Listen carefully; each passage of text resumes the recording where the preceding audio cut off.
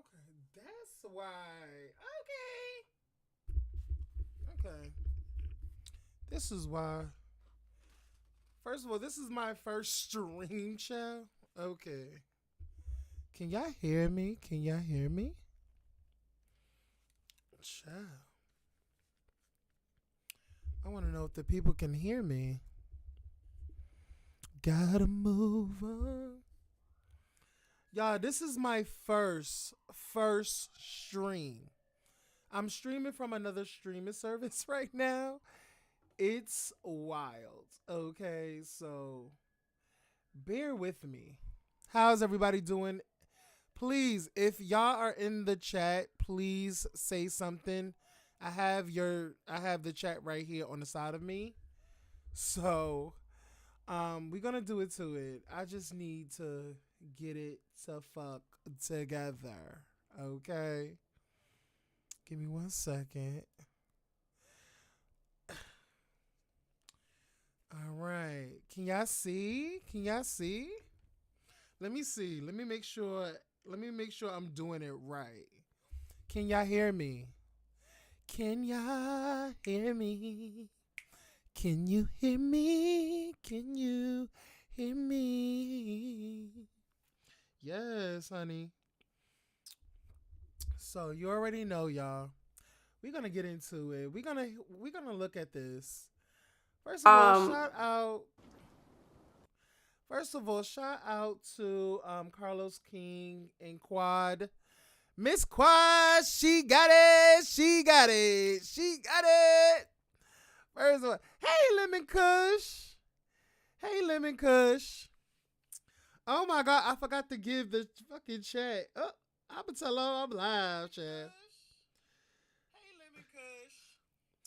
First of all, God, I forgot to give the fucking chat. Oh, I'm a tell her I'm live, chat. Yeah. Let me get my Discord in this beach. I'm a bitch. I cannot. I cannot, bitch. I'm streaming. I'm streaming, y'all. Bitch, I'm a streamer. I'm a streamer. I cannot, bitch. I'm streaming. I'm streaming, y'all. Give me 1 second. Let me put this shit in the chat before we get going or whatever. First of all, I hate the sound of my voice. I'm live now. Let me put this shit in the chat before we get going or whatever. First of all, I hate the sound of my voice. Yes. So what's goody? Okay, let me get this off. Let me make sure the girls is hearing me live. Hit the like button coming in or out. Tell your friend to join the party. Join the party. Justin Bagari. Yes. So y'all, we are here to do a live reaction. Okay. We have the wonderful Quad Webb interviewing by the Carlos King. Okay. So we're gonna watch this second by second, bit by bit. We're gonna dissect. We're gonna be pausing and playing. So if y'all don't like that, then I'm sorry. I don't know what to do for you, but this is how I want to do it. You feel me? You feel me? Okay, cause I'm on that, and I put on following them. I'm following them, child. But anyway, you guys, I am streaming, and this is kind of cute. I'm not even gonna lie, this is kind of cute. But let's get into it. Let's get into it. Shout out to my motherfucking bitch, Lemon Kush, Pepper Girl. So let's get into it. Let's dissect this bit by bit. Make sure y'all like, comment, and subscribe to the channel, okay? I'm not playing with you girls. I need to see more than 20 likes in this chat, okay? If y'all want more of this, like, let's keep it going, okay? First of all, and I want to special thanks. I want to shout out to my girl Angela for helping me with this shit because trust and believe, I was having a hard time with it and I didn't know what the fuck to do. So shout out to Angela for uh helping me through this whole streaming process, because I am streaming from OBS, child. And just shout out to Angela for being there, and live you, child. Love you bit by bit, girl.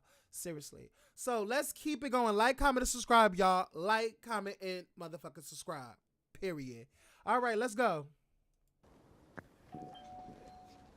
We're going to fast forward this because, girl, you know, so happens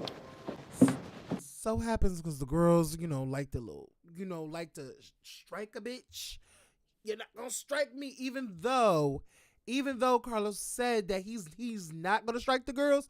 You never know if that bitch wake up on a wrong side of the bed. That bitch should be like, boop, strike, boop, strike. And I have mad at his videos, like live reaction. Hey, Regina, boo. Hey, Regina, I see you, boo. I see my baby. Hey. All right, so we gonna speed this motherfucker up, because sometimes these girls can really do the most. So we're gonna speed these bitches up. So let's keep it going. Let's go. Regina, hey girl. You like my headscarf? You like my headscarf?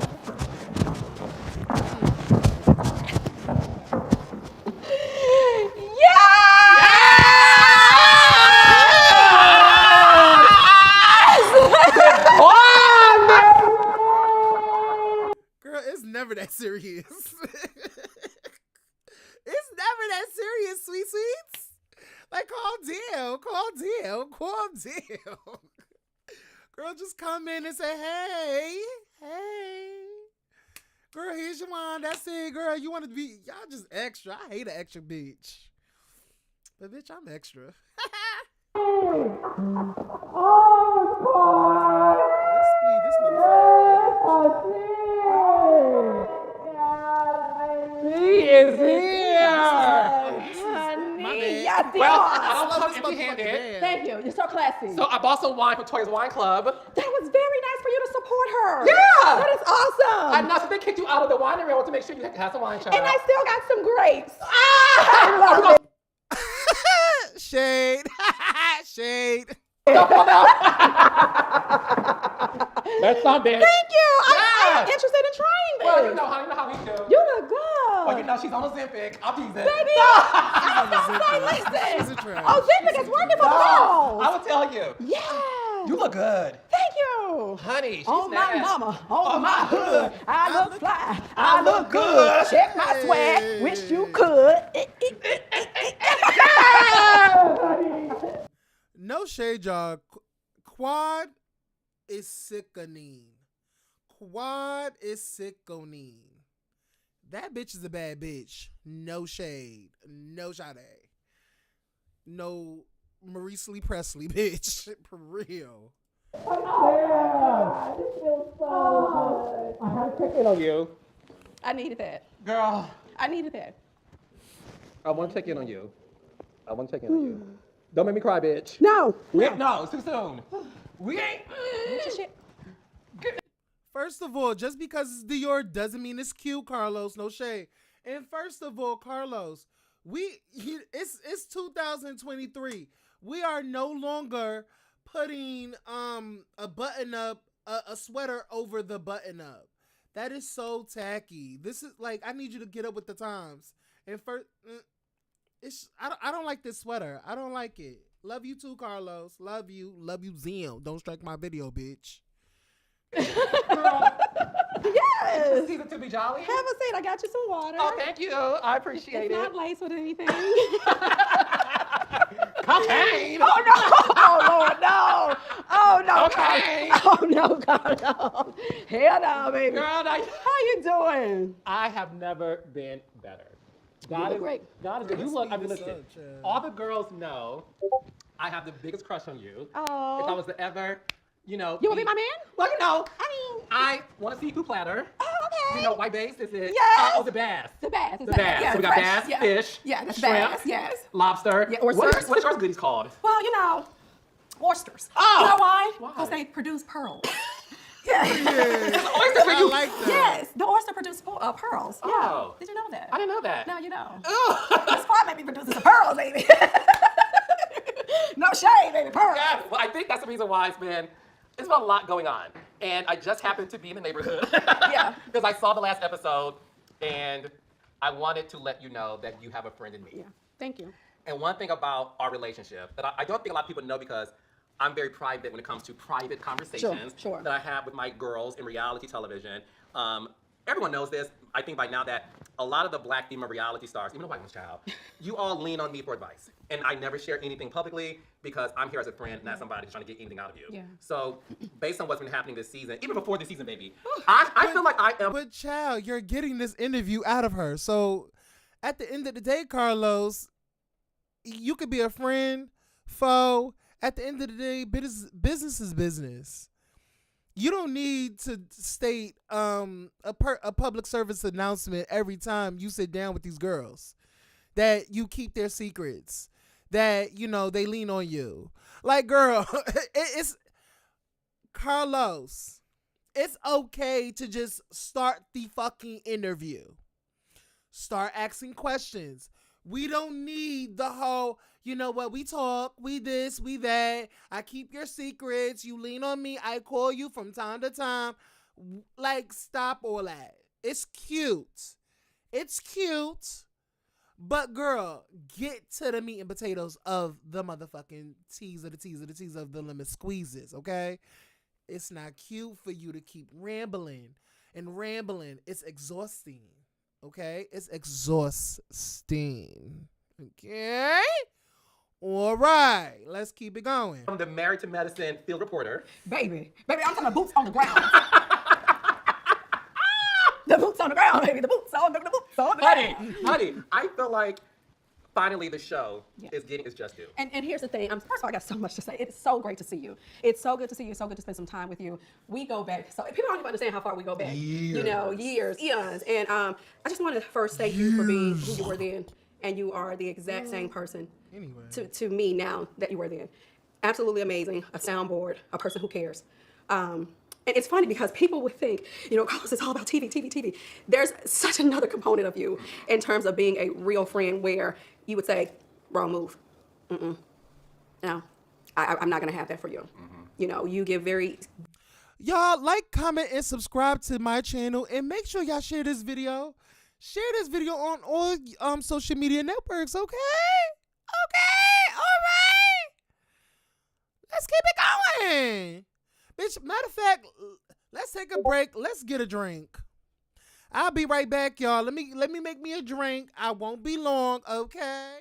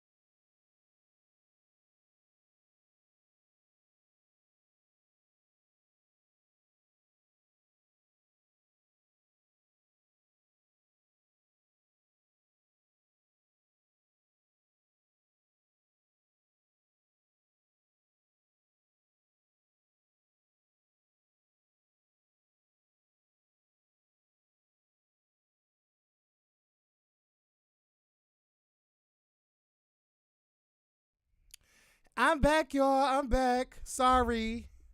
I had to get a drink, y'all. I had to get a drink. Had to get my drink, child. Had to get my drink. If I'm gonna be subjected to this shit, I need a drink. Good sound advice. And even if it's not to your benefit. Oh, yeah. You know, but here's the thing, a lot of people in production don't do that. Oh, I see what you're saying. Yeah, that's what you're saying. Because sometimes people who are in production, they're always producing. So it's challenging to have something real with them or to have a real relationship, you know, and to sometimes trust what they're saying. I have said some things to you before and you're like, girl, that's it, but that's not. Yeah. You know, and I appreciate that. And I appreciate you telling me even when like, oh, I don't know, that wouldn't, you probably did that a little different, you know what I'm saying? That wasn't a move, sis. Yeah. And Yeah. but I truly do appreciate that. So I just want to say thank you so much and really thank you for coming to check on me. You text me, what was that, the other day, and you said, I just want to know if you're good. I'm not liking how some things I'm saying. Are you good? Don't tell me the strong quad. Yeah. Are you good? And you know what I mean. Mentally, are you good? Emotionally, are you good? And it's tough. It's tough. Last week was really tough. And I don't want this to be a down. No, you know what I'm saying? Like, I don't want this to be that. I'm Yeah. trying my best to not let that take over. But I want to say, just thank you for checking in on me. Authentically. I'm talking about authentically. Yeah. With no motive. With no... She is such a dramatic bitch. She is so dramatic. She will stay dramatic till the end. If there's ever a dramatic bitch in the dictionary, Quad's picture is forever gonna pop up. If you type it in the Google search engine, dramatic bitch, Quad's name is gonna pop up. She's one dramatic ass actress, girl. I can't with her. It's given.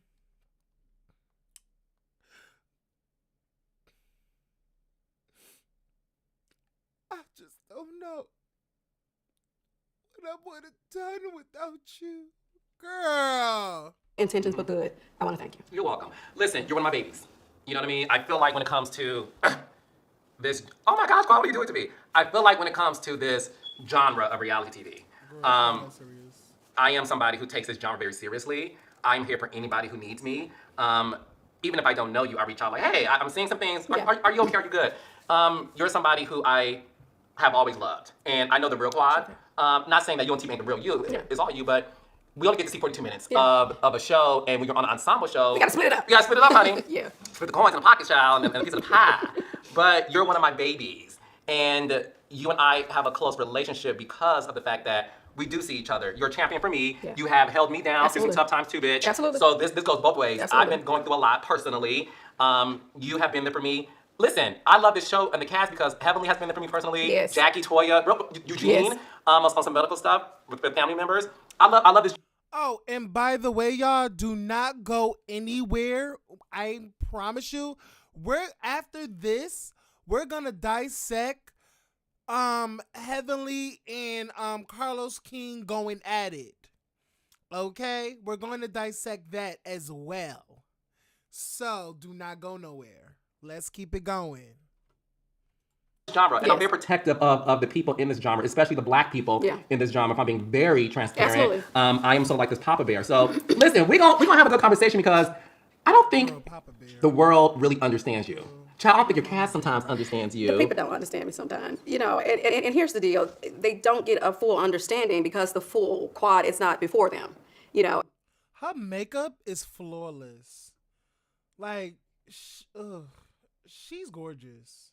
I just had to say that. And I say that meaning, like we just talked about, hell, we got, 7, 8 women, and then we have, about 45 minutes, and so you're having to try to capture a piece of everyone. But I truly wish people knew how loving I am. I think sometimes that's kind of skirted over, you know, in the show, and how supportive I am, and how much I keep. Well, you know why, Quad? Because you're overly dramatic. You're overly sensitive. You just do too much. You do a lot. No shade. You do a lot. And you don't take accountability for anything. I was watching a couple of clips. You really do not take accountability for anything. You just rather sweep it under the rug and start anew. No, address the situation that you have put yourself into and why the girls pushed your ass out. So we're gonna get to that because you're gonna talk about that, and we're gonna dissect every single thing that you're saying. Okay, let's get it. Here, I don't think sometimes that is highlighted enough. What I want to highlight before we get into the season is the fact that. But I am glad. Now let me say this, honey. Say? Baby, I am glad that Miss Married to Medicine is getting her just due because, baby, when we came into the market, franchises were already established. We are a single standalone show, and we had to just kind of claw our way through. And I think that 10 years later, now we're finally saying, hold on, wait a minute, all of these shows are great, but that one over there, wait a minute, that's the one to watch. And so I'm really happy to be a part of that. I'm really happy to be a part of it. You should be. You should be, especially because... Y'all know the real reason why I love Married to Medicine? And I haven't been watching because my cable has been trying it. My cable has been trying it a lot. Has been trying it a lot. But on to just, I'm going to pay it. The reason why I fell in love with Married to Medicine is not because of the drama. It's because I can learn the what's that? You can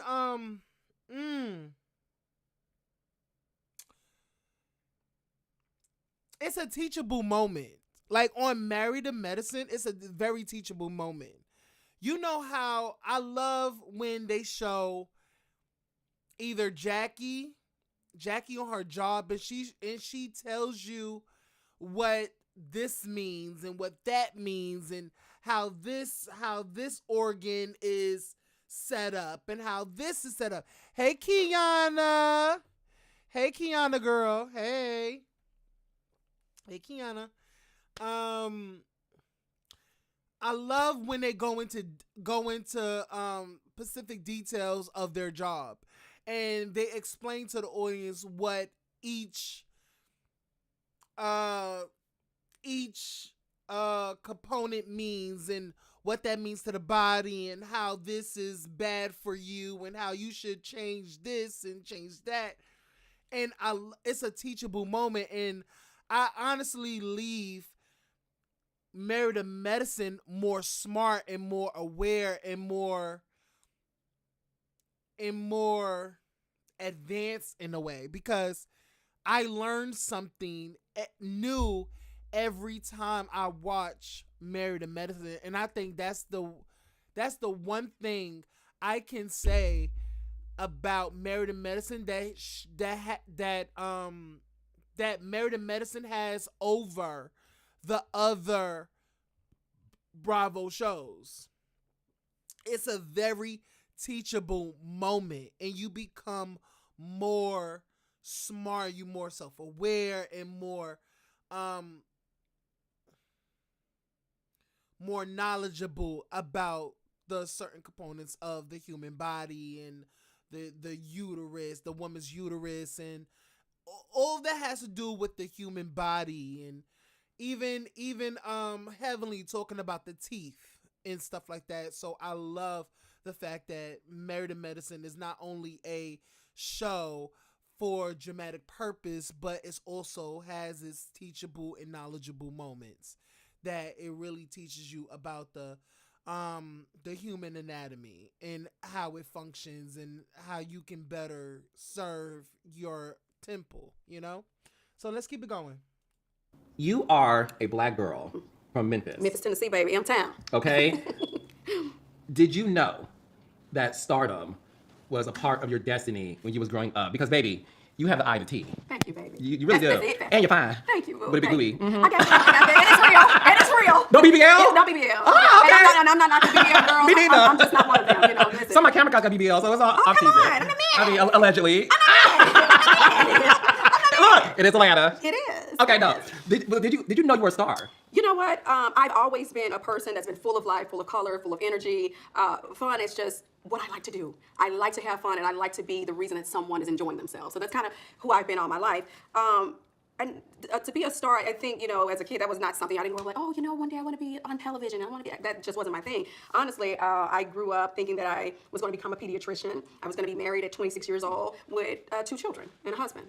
And, and that was the furthest from the truth. That wasn't what God had in store for me. But I do remember one day I was in Nashville at this time. I went to Tennessee State and graduated. Because the people can, people say when, you have to verify when, right? I graduated from Tennessee State University. Okay? She's agreed, honey. Yeah, she is indeed. Like a deodorant. Yes, she is indeed, honey. Never sweats, never sweats.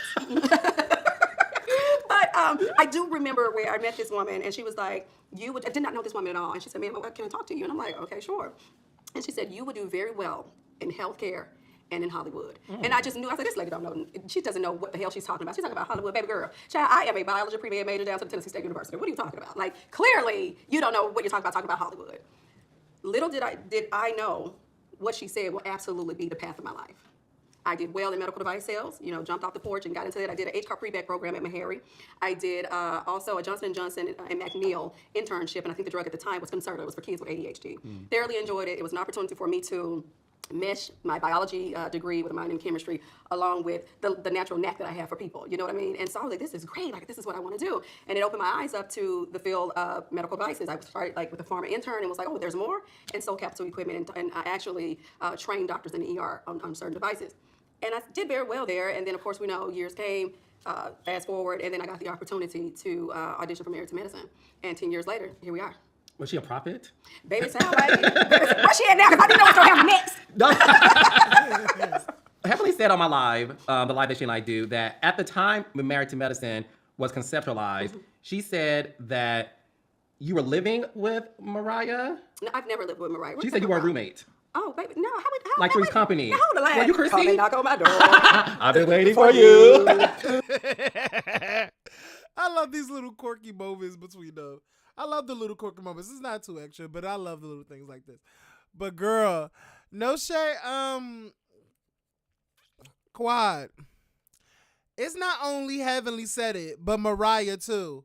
Mariah's the one who said it as well. So, girl, if you don't have that smoke for Heavenly, because Mariah is the one who said it too, who put it out there that you live with her. All right? Okay. No, was Ada Jack, was Mariah Janet, oh and my Chrissy? God, I was not Chrissy. Chrissy is kind of aloof at times, you know what I mean? That was not me. But no, Heavenly has then again reported something loud and wrong. Loud, strong, and wrong. No, not at all. So Mariah and I had never been roommates. She was a very dear friend of mine. In fact, I had come to know her because I used to date her cousin. Mm-hmm. We were in a very, very, very strong relationship, very heavily rooted relationship. And when I met their family, I fell in love with him. I really did. I was like, oh my God, Mariah's super fun, you know what I mean? Like, oh, she's my type, you know what I mean? Like, we just immediately kind of just clicked, you know what I mean? And I really respected the fact that they were, educated women and they were wives, and I was like, you know what, I like that, you know what I mean? And so that's how Mariah and I had come to know each other at that time. And then our friendship just snowballed, and before you know it, we got each other so well, whereas I could say something and she'll finish it just like that, or she could say something and I'll finish it just like that. And Snow White, yes, in a set of dwarves, maybe. Yes, Kiana, she definitely stayed with that lady. Let's keep it real. It's okay. It's okay, Quad. We all had humble beginnings. It's okay. Girl, you know what I mean? Girl, and it was never rehearsed. It was never rehearsed. It was just us being us. That was us. What people don't know, that was us on a daily basis. Like, we wake up with the shit. You know what I mean? Yeah. We woke up with it and just would have such a great time together, And our families meshed. It was just like family. It was really that friendship was just like a family-based friendship, But I used to date her cousin. Do you miss your friendship with her? The fun we used to have was just, it just was a good time. I'm a good time type of girl, so it just spoke to me, and I enjoyed it. When I can tell that she missed Mariah. She missed her. Experienced what happened to you this season of Married to Medicine, it appeared that the girls were icing you out. They didn't want you there anymore. Yeah. And we'll get into that as well, but in that moment, did you feel like, is this what Mariah felt like? I felt like I see now. She had a revelation. Is that when, because Mariah's a star, She is. okay? Now let me tell you something about Miss Quiet Honey. I don't believe in giving you nothing, but I also don't believe in taking anything away from you. So I'm not gonna give you anything, but I won't take nothing away from you. I just can't find it in me. I just can't find it in me. I can't find it in me. So you'll give her that. Absolutely. Yeah. Absolutely. So when you... By the way, this couch is very fabulous. I love this couch. By the way, y'all, I'm trying to get my living room a new couch. I don't like that couch. First of all, I played myself by even showing the fucking couch when I got into that situation with Roll On, and I showed him my couch. Girl, I'm getting rid of that couch. Girl, it gives me hives. No shade. But anyway, I really love that couch. Like, I kept looking at it in the background, child. I really love that couch. But, child, I don't know if it's just me. I never saw, and I watch it back, and I never saw Mariah say anything shady about Quad. So I didn't know where everybody was going with, oh, Mariah started plotting, started feeling some type of way because Quad was getting the shine and all. It's just like, girl, I was... But anyway, I just felt like Quad had people in her ear, and she definitely took some things out of pocket. That's in my opinion, because I remember watching it and I'm like so confused why they abruptly just fell out of nowhere. And it was something that had to do with off-camera stuff. So I really did not understand why, for God, they fell out. Because season 1, it was so gag worthy. Like, Miss Quad, she got it. Miss Quad. Like, she got it. Like, the way they bounced off of each other was so sickening, so gag worthy, so just, it was really fun to see. And I wanted to see that next season. All of these seasons, I thought they were really like be tight. And then all of a sudden they not cool no more. In the next episode, in the next season, it was kind of mind-boggling to me. So I didn't like that. And I didn't like the icing of Mariah either. I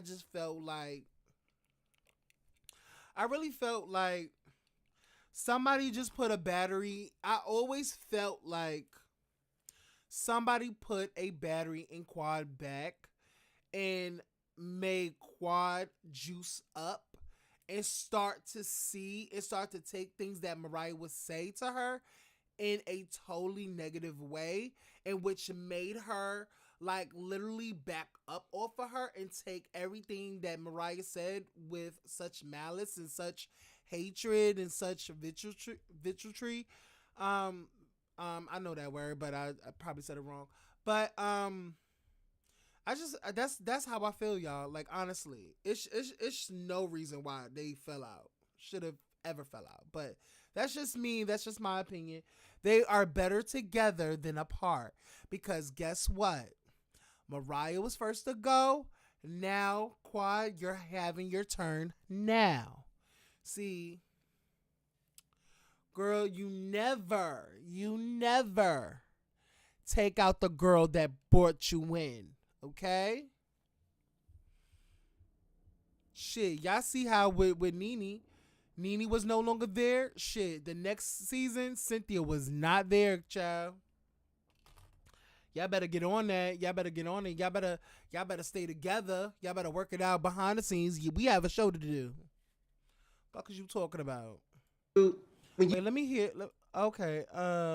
Isn't it funny that she is talking a lot about Mariah? Criminal Minds want to know. Rewatch the seasons of Married to Mess. They hated Mariah. Yes. Like, Dr. Jackie hated Mariah, hated the way Mariah was. Dr. Heavily sure hated her.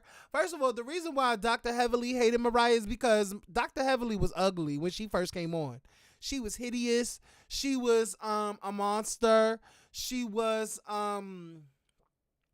She was King Kong and Godzilla put together. She was really hideous. The fact that her teeth didn't match her pockets was really like it to me. But that's just me. You know what I'm saying? Like it's not for me. It's not for me to debate. But it's really serious. Like they all hated Mariah because Mariah was really that girl. No shade, no shade. Period. Mm-hmm. You are, and I know there's creating shows and casting people. There's women on my shows. I'd be like, oh baby, that's a star. Yes, absolutely. You know. Have you experienced what Mariah said on my podcast? And I'm paraphrasing, of course, which is when you know your worth, and you remind people. I'm dead ass Lemon Kush. No shade. I'm just being honest. No shade.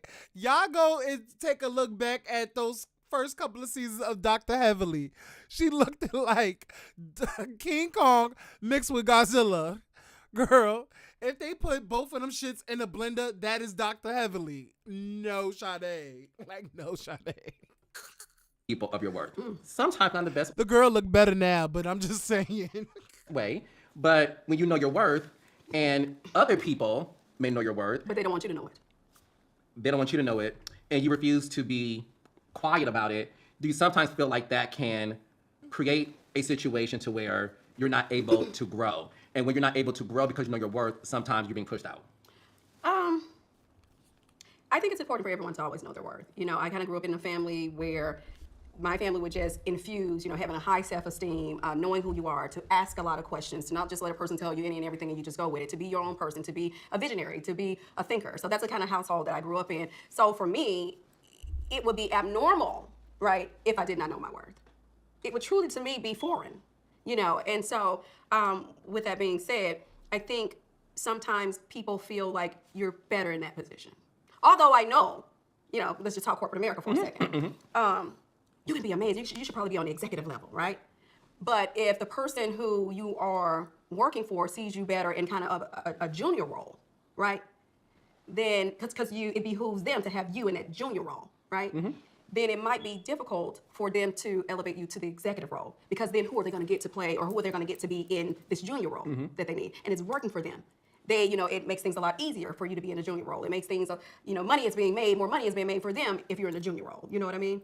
And it's unfortunate, and we see that all the time. We see in corporate America, people are always looked over for promotions. It's like, listen, this is what I offered the company. I made the company this amount of money, you know, this year. You know, this is what I brought, this, you know, this huge book of business. You know, I brought this account, and they closed on that account, and this is how much they made. And I, you know, was waiting for that promotion, and I was looked over. And it happens every day in corporate America, because that's where I come from. So, I will always encourage people to know their worth and know what you. And baby, Mariah knew her worth. Shout out to Mariah Huck, baby. Shout out to Mariah Huck. She stood on business, and that's why she's still credited to this day. She ain't want to be talented no more. Okay, she still get credited. She got her credit. She's still making money off you bitches. And that's why you bitches are steady gonna be mad. She's still getting residual checks off you bitches. Yeah, big Mariah, not the little one. I bet Heavily is gagging, honey. Gagging, girl. You girls are gagging because guess what?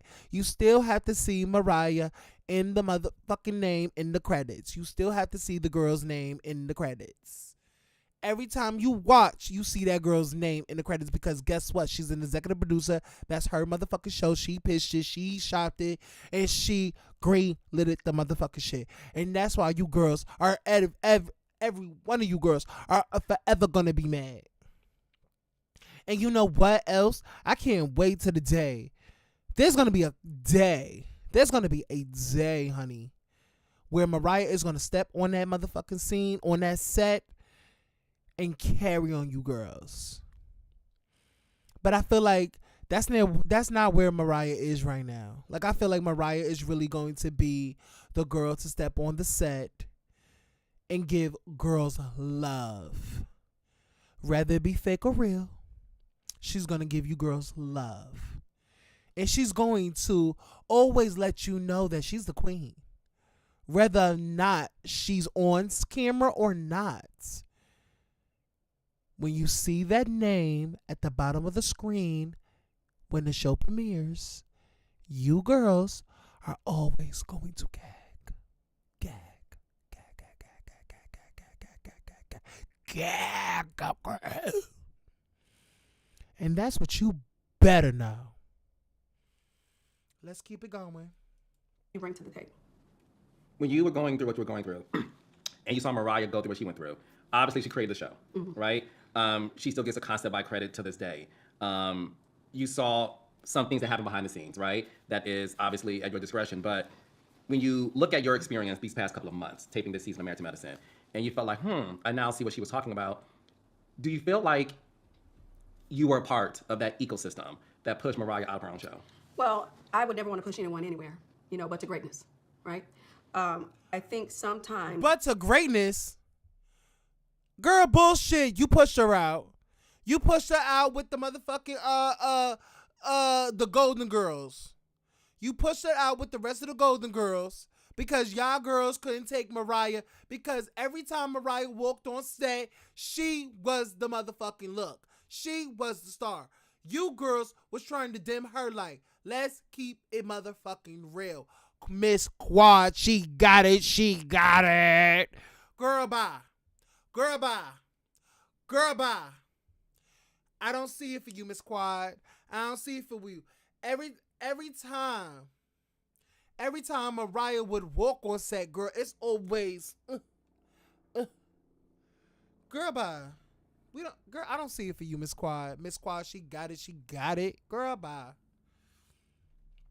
You girls would love to have Mariah back because she gave you scenes. She gave you story. She gave you everlasting life. Quad, can we name some successful things that Quad has done on this show? Where's her puppy line? Where's her puppy line? Is it still in production? Is it still in process? That's what I like to know. What successful thing has Quad done with her time on Married to Medicine? I would love to know. I would love to know. Okay. The fuck? We have to do a self-reflection.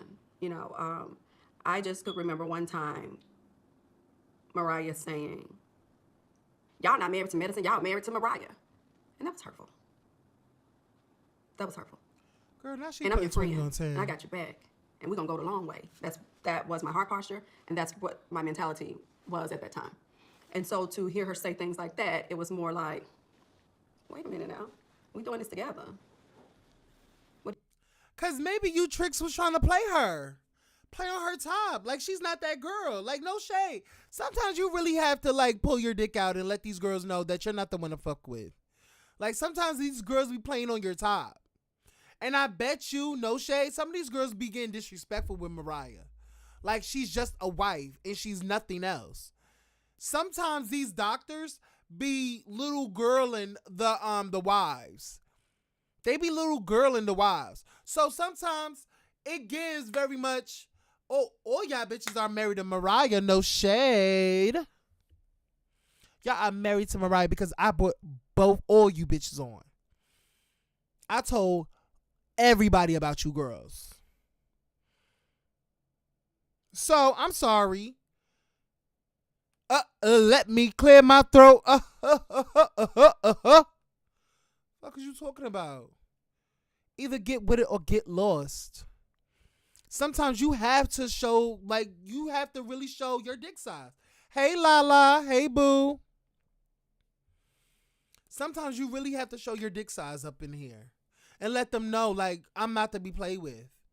I made money. I made a way for you girls to make money. Yes, you girls have y'all practices. Y'all make money for y'all practices, but y'all also make money, extra income from this show, as well as other ventures. So yes, Mariah, listen, show yourself. Literally pull your pants down and literally show your dick. Show your penis. Let these girls know how well endowed you are, that you're really that girl. I'm sorry to be so vulgar. I'm sorry to be so, in probably some people worse, classless. But sometimes you really got to get real in these girls' faces. Like, girl, without me, what? You would still be working this job, and I understand you probably be making more money than anybody because you're a doctor. But girl, you're making more money because you're making money from your job, you're making money from this show, and also you get to push other ventures, okay, from the show. So basically, you got 3, 4, 5, 6, 7, 8 incomes coming in because of how many ventures you get from promoting on the show. Bitch, like, I don't give a damn. Call me egotistical. Call me, I'm feeling myself. Call me anything. But sometimes you gotta let a girl know, like, who you ain't and who you are. You're not that one. You're the right kind of girl to get in your face and let you know. The reason why you're here is because of me, bitch. And that's no tea, no E, no ham turkey. No turkey salad, potato salad, macaroni salad, nada, bitch. Let's keep it funky, swiftly, and professional. Shout out to Justin J. Period. What do you mean when you say that? And how am I supposed to feel when you say things like that? You were arguably the breakout star of American medicine. Oh, child, baby, don't say that out loud. I mean, is that? Don't say it out loud. That right there alone, that is so loaded. That is automatically walking. That's like putting on a vest with like 10,000 targets on you, like bullseyes, and you just ready. Somebody said they didn't start the show, girl. They try to get the start the show off the show. Let's have a conversation. Let's have it. And this is coming from the king of reality get the television. start the show off the show. Every single ensemble show has a breakout star. Every single reality show has a breakout star. Okay, Cameron. Okay, I want everyone to know that because we're gonna have a real conversation. Destiny Child had Beyonce. Yes. The Jacksons had Michael. Baby, don't they? Predict name. Chicago Bulls had Michael Jordan. I will say so. Let's talk about it. I don't think there's anything wrong with giving someone their props in terms of saying, you the breakout bitch. Mm-hmm. And guess what? Good for you. Let's all support each other because at the same time, there will be no Beyonce without Destiny Child. There will be no Michael Jackson without the Jacksons. True. And there will be no Michael Jordan without Scottie Pippen. Absolutely. So no one can do it on their own. And I'm saying this, loving the show. You all you girls play your roles. Period. Once these girls know that and take your feelings out of it, we will all be in a better place with more money in our pockets. Being a fan of it, but I'm real. Mm-hmm. You were arguably the breakout star of American medicine instantly. Yeah. This brown-skinned black girl from Memphis, Tennessee, who was in pre-biology, pre-med, all those things, right? Mm-hmm. Never desired to be in front of the camera. Wasn't thinking about it. Your best friend created the show. Bitch, I'm gonna put you on. Okay, girl, let's do it. And my thought process with that at the time was that we was gonna ride it all the way. Like Laverne and Shirley. Maybe like Laverne and Shirley, get into it with all face first. We were going to go the entire way. And my ideology of thinking was there will be some doors that she would open, and I would walk through them with her.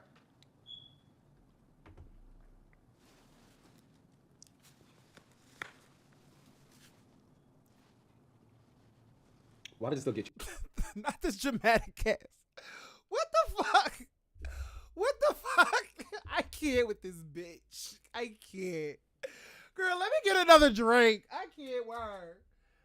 Girl, she's already putting up the dramatics like.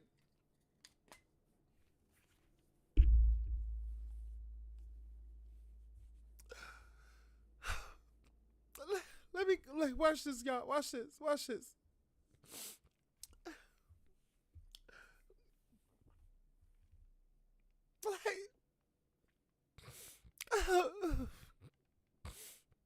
I really wrote for that girl. I swear.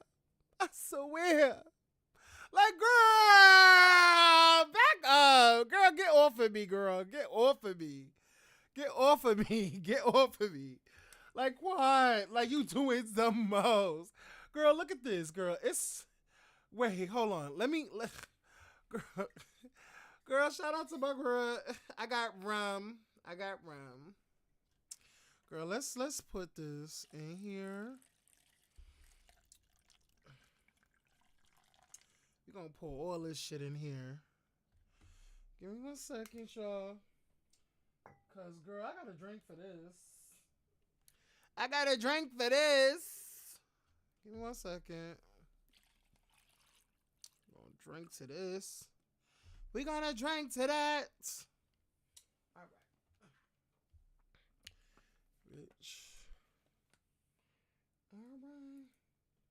Bitch. Matter of fact, let me get my motherfucking weed, bitch. I don't want this weed. Cause that is okay. Make sure. Girl, I missed this clip, y'all. Where's my girl, where's the clip? Where's my clip? Where's my All right, let's keep it going. Let's keep it going. That at the time was that we was Lala, gonna ride stop it all the way. detoxing. Like Let's Laverne Shirley. drink. They were like Laverne Drink. and Shirley, get Drink. into it fall face first. We were going to go the entire way. And my ideology of thinking was there will be some doors that she would open and I would walk through them with her.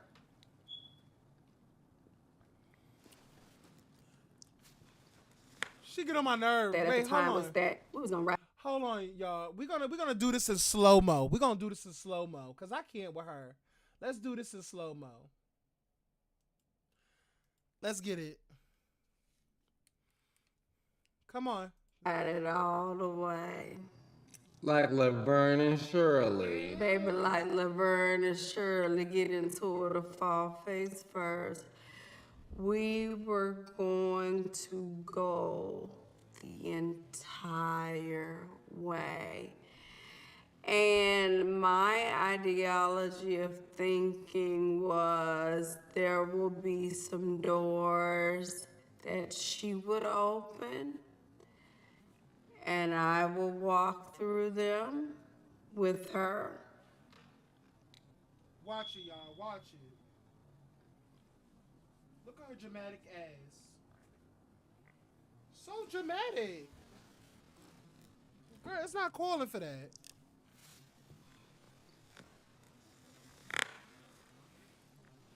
All right, give her Oscar, bitch.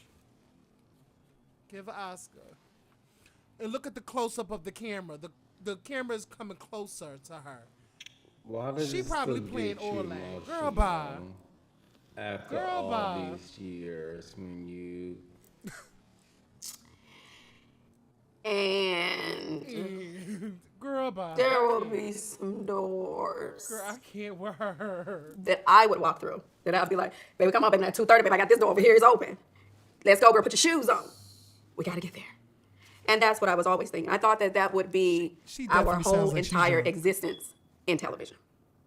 I truly believed it. I believed it with everything in me. You couldn't have told me anything different. That's how much I wanted to share this experience with her. I did. And then things shifted. It's kind of like, that whole thing, arguably the breakout star, Andy Cohen saying, I'm obsessed with her. And, me at that time, I'm not knowing, really understanding how TV works and what truly did that mean to hear people say that, right? I'm not really understanding. I'm like, okay, I'm glad I made a good impression. You know what I mean? But it just was, it stopped there for me, because I didn't have the full concept of what was about to happen. But she did, and other people did too. And I think at that very moment, that's when things shifted in our relationship. Do you think Mariah was jealous of your success? I think she felt like this is her baby, and she deserved to be in that position. How dare they say that about someone else? And especially being Quab. You being labeled a breakout star, you're the first person I've ever said that to that didn't say, of course I was, bitch. Because a lot of women who are the breakout star, I said it to Nene Leakes, for example. She's like, but bitch, duh, right? Like, of course, Okay, bitch, girl. was good. When I say that to some girls, they're like, yeah, bitch, duh, I know that.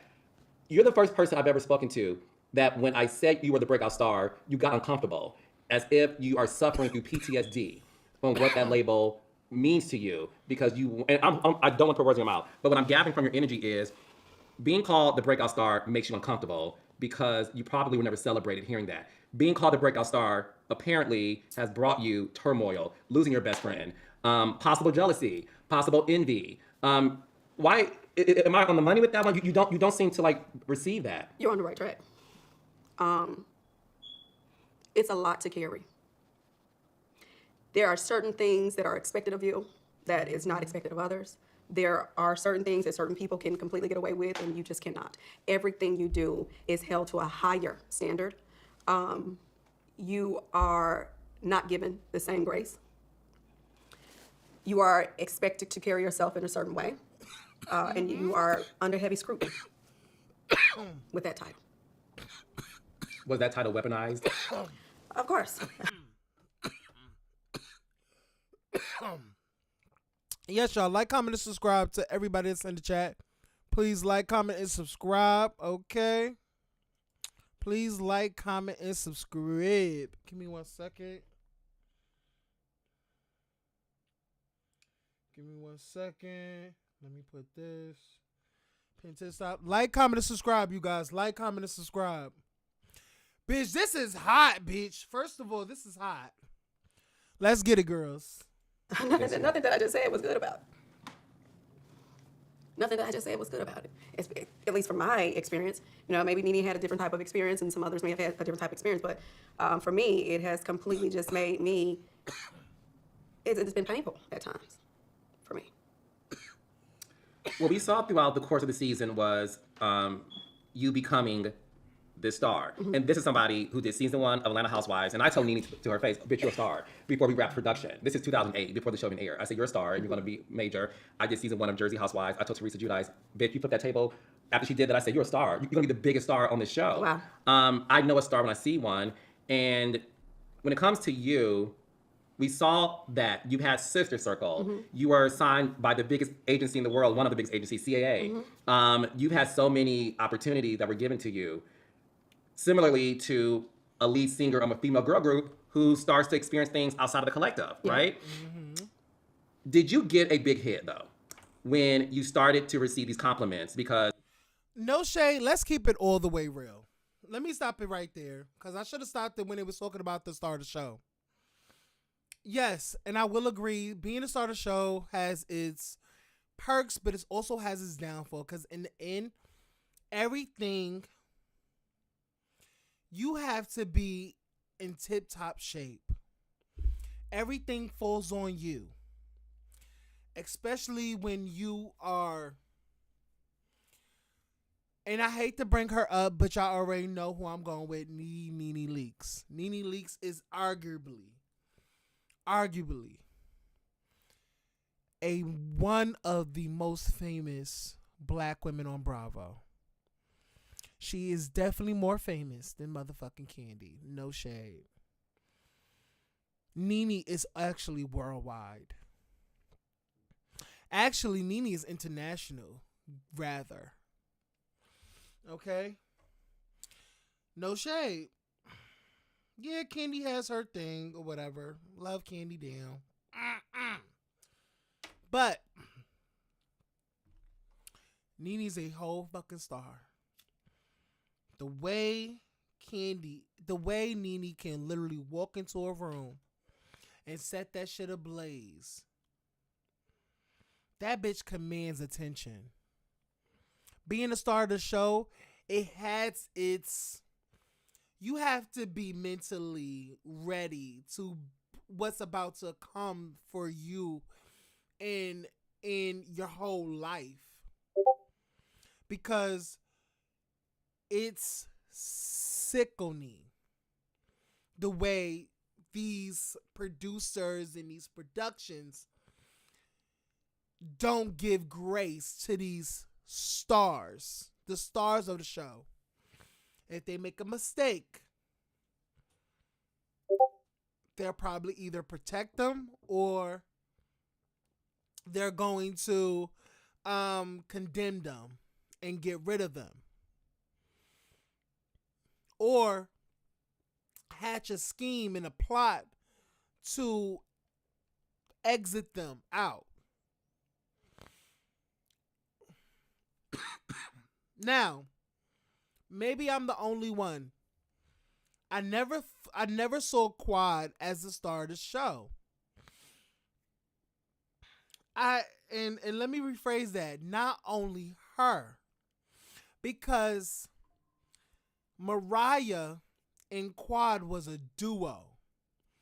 I found you cannot have Quad without Mariah. Because if you have Quad, you already making a killing.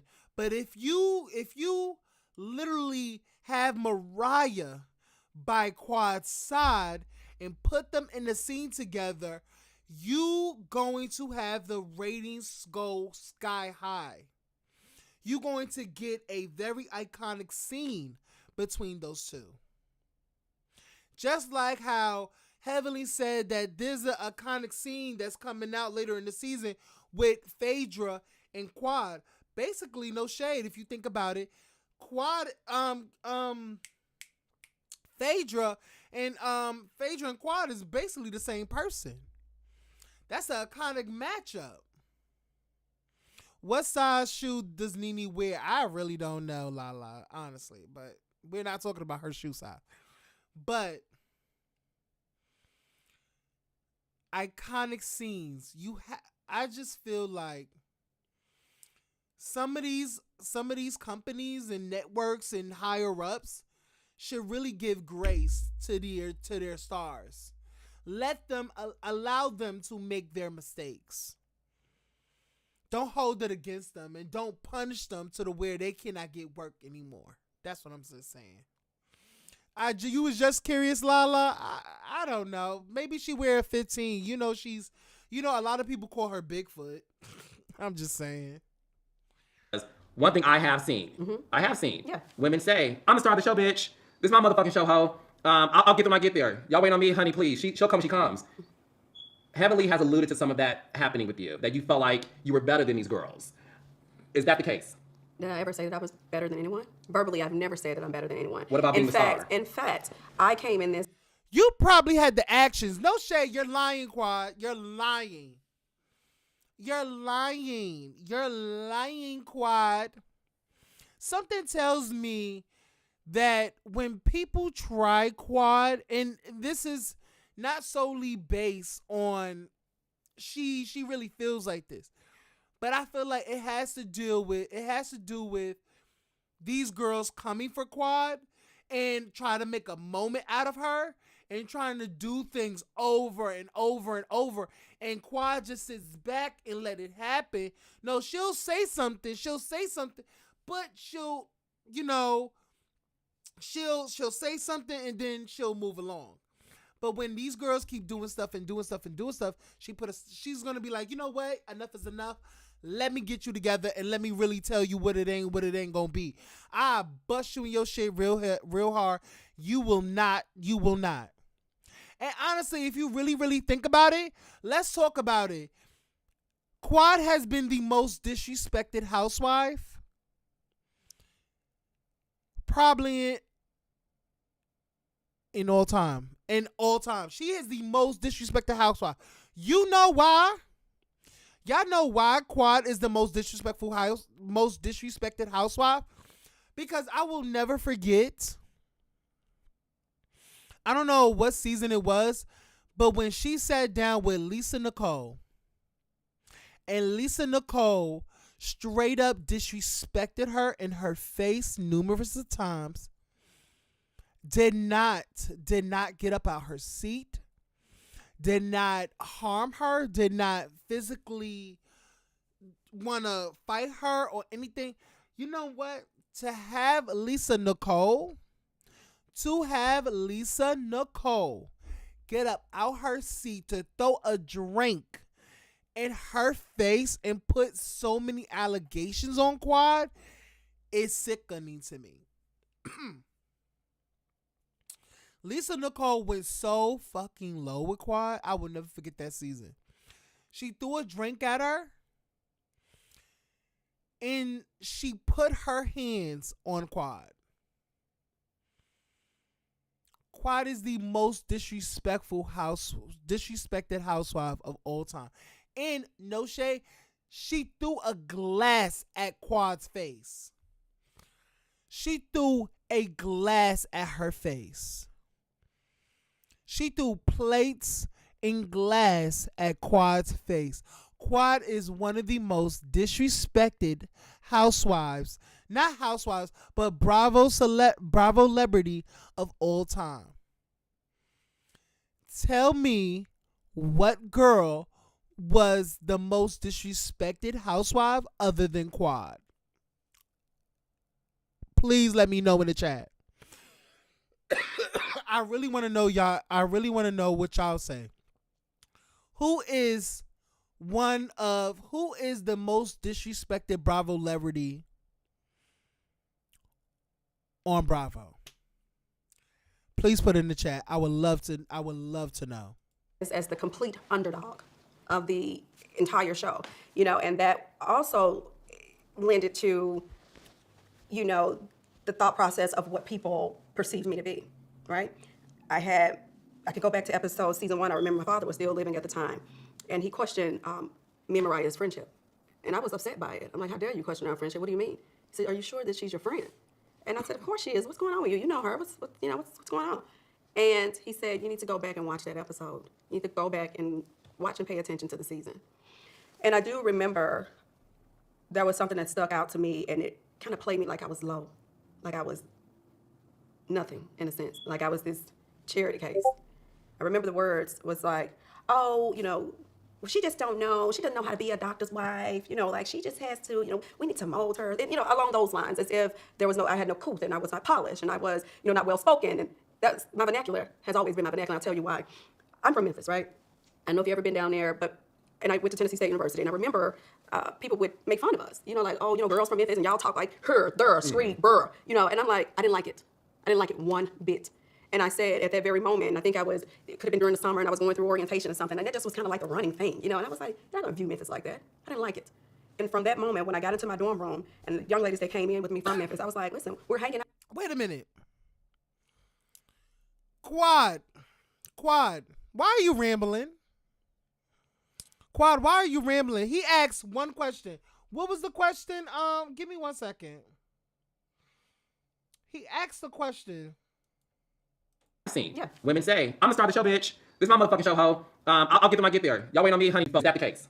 Did I ever say that I was better than anyone? Verbally, I've never said that I'm better than anyone. What about being the star? In fact, I came in this as the complete underdog of the entire show, and that also lended to, the thought process of. I'm gonna say, no, I am the king of reality TV. What you talking about, bitch? Dog, I am that boy. Please, we all go through that, and I want to have an honest conversation because I think it helps people understand things. Would you say things like that to people? I'm a star, bitch. What you talking about? I used to have on my page, by the way, Married to Medicine or Star of Married to Medicine, literally. Yeah. Like it was on my Instagram. Baby, scrub. It's not there anymore. And I made that determination, that decision some time ago. And for me to say that I was a star of Married to Medicine, the star of Married to Medicine, didn't mean that others were not. I'm not taking anything away from you all. I'm just saying what I am. You know what I mean? And if you say, Heavenly says all the time, she's the smartest person in the room. Hell, it doesn't take my intellect away. It doesn't. I don't feel that. I don't feel that her saying that she's saying that she's the smartest person in the room takes anything away from me. Is she smart? Yes, she is. Doesn't mean that I'm dumb. So for you, what I'm gathering too is because you felt like you were being pushed down, you had to work to build yourself up. Started from the bottom. Yeah. Started from the bottom. Drake said, started from the bottom, now I'm here. Started from the bottom. And it was a clawing to the top with that because, well, we don't know her, but if our best friends like this, then hell, that's what it is. Then we believe that. And that's how we're going to view her. Yes, real icy girl, because he did not ask all these. Like, she went into a whole tangent. She, just literally went all script. She gave this motherfucking valedictorian speech about how she was from Memphis and she did this and she said this. She put a dictionary. Girl, okay, girl. Give me 1 second. Until I had to cognitively break out of that and show people who I really am. Always been a very quick-witted person, very, very, very sharp with my tongue in terms of knowing how to speak. Never had a problem with public speaking in my life, ever. And always been a very domestic person. Very cleanly person, a person who is, cultured. But when I go back to season 1, that's not how a person would perceive me at all. Now, I do remember being at an event or something that they were throwing, and I remember Carrie and Toya was kind of coming at me about, how could I marry someone that would call off the wedding? And, I went through that too. And then there were some things that were transpiring early on prior to the wedding, and I just remember feeling that. And I didn't understand that, right? Because it was just like a couple of days prior where we were all having lunch and having a good time. So I really didn't understand. Now the red dot is on and you all are coming to me like this. You're confronting me. You're waiting for me to walk through the door. I come through the door with gifts in tow. And just to have a good time. And I'm not knowing, oh, she's targeted. So when you see Quad hit the door, y'all go at her. And they began to question me about her. It was Carrie and I think Toya at the time. And I just remember not understanding TV. And I was just like, don't goddamn lie. You know what I mean? Like, I didn't get it. I didn't get it. And I was very raw at that time. Did you appearing on Sister Circle forever change the dynamic of your relationship with the cast? You know, that's interesting. In the episode that we've just seen, that just aired, I think it was Jackie who said, you know, I can remember when she was. Give me 1 second, you guys. Give me 1 second.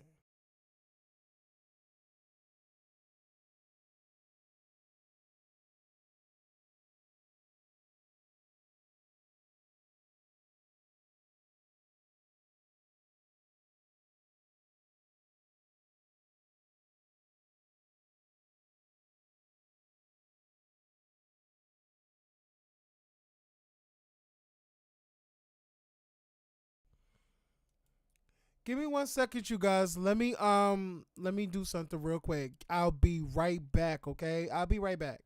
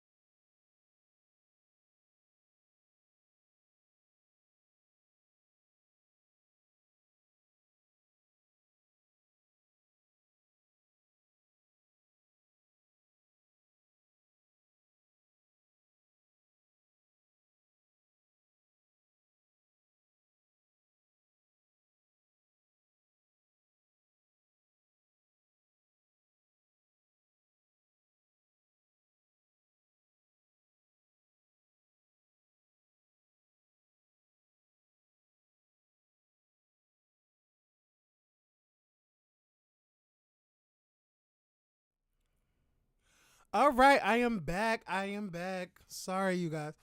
First of all, by the way, I gotta make sure I put some music when I say I'll be right back and have the music playing. So I'm gonna figure that out when I get a chance, okay? But let's keep it going. On Sister Circle, and you know, what did she say? Something about me being on Sister Circle or with my Sister Circle friends. I'm paraphrasing because I can't remember, but I remember that it was Jackie who was going back and she said maybe she felt hurt or something, or they felt hurt or something when I was a part of Sister Circle when Sister Circle was on air, and I'm just looking at that like, how so, Jackie? Because you guys are a group of friends of mine. These women are a group of friends of mine. Why can't I not have 2, 3, 4, 5, 6 groups of friends? At that time in my life, the girls that were part of Sister Circle, they were more tender and soft and understanding and showed lots more compassion for what I was going through. During that time, my marriage had begun to unravel. Things were not good at home. And some of the girls knew what I was going through. They didn't know to what magnitude. Mm-hmm. Of course, at that time, I'm emotionally trying to gather myself. I'm mentally trying to make the right decision for my happiness and for my future, but I was still loved my husband at the time. And so there were things that had transpired that if I would have verbally said them, I was afraid that it would harm him in his career. And it did not present itself at that time to be a safe space. Both shows were different.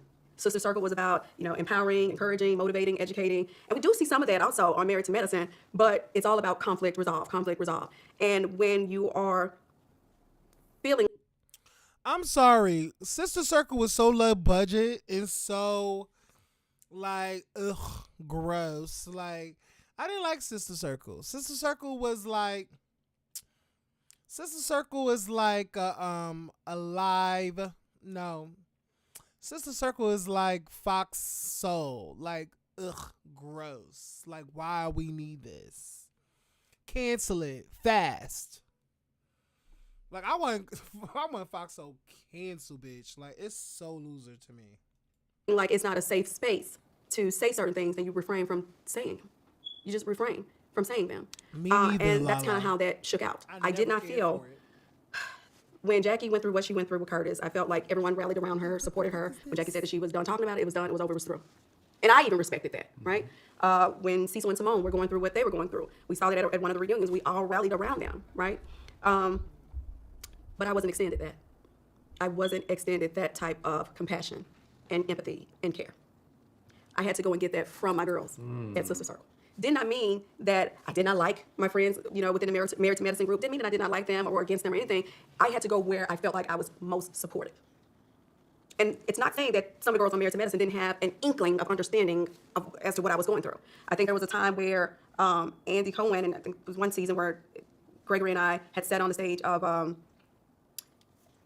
with Andy Cohen. It was during the reunion. And remember, there were a group of women who came out. I think it was probably Toya and Mariah at the time, and maybe Simone. And I'm not sure if Simone said this or not, or agreed with this or not, but because there was so many moving pieces. But I do remember where Andy Cohen had said, the next thing was like, well, what do you guys think about what you guys heard behind stage, that he said that he hit her. And I just remember, voices saying, he didn't say he said he hit her. That's not what he said. You can't say he hit her. He's a doctor. You can't say that. What you say? He didn't say that.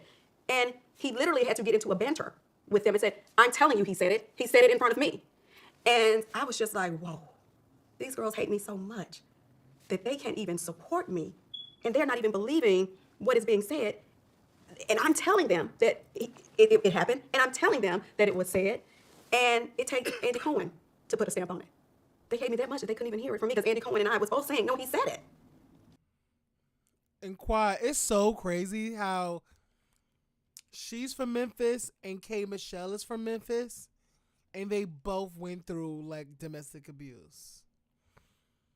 And the fact that nobody believed either one of them, crazy. They was both on a show where they exposed that they were getting their ass beat. Even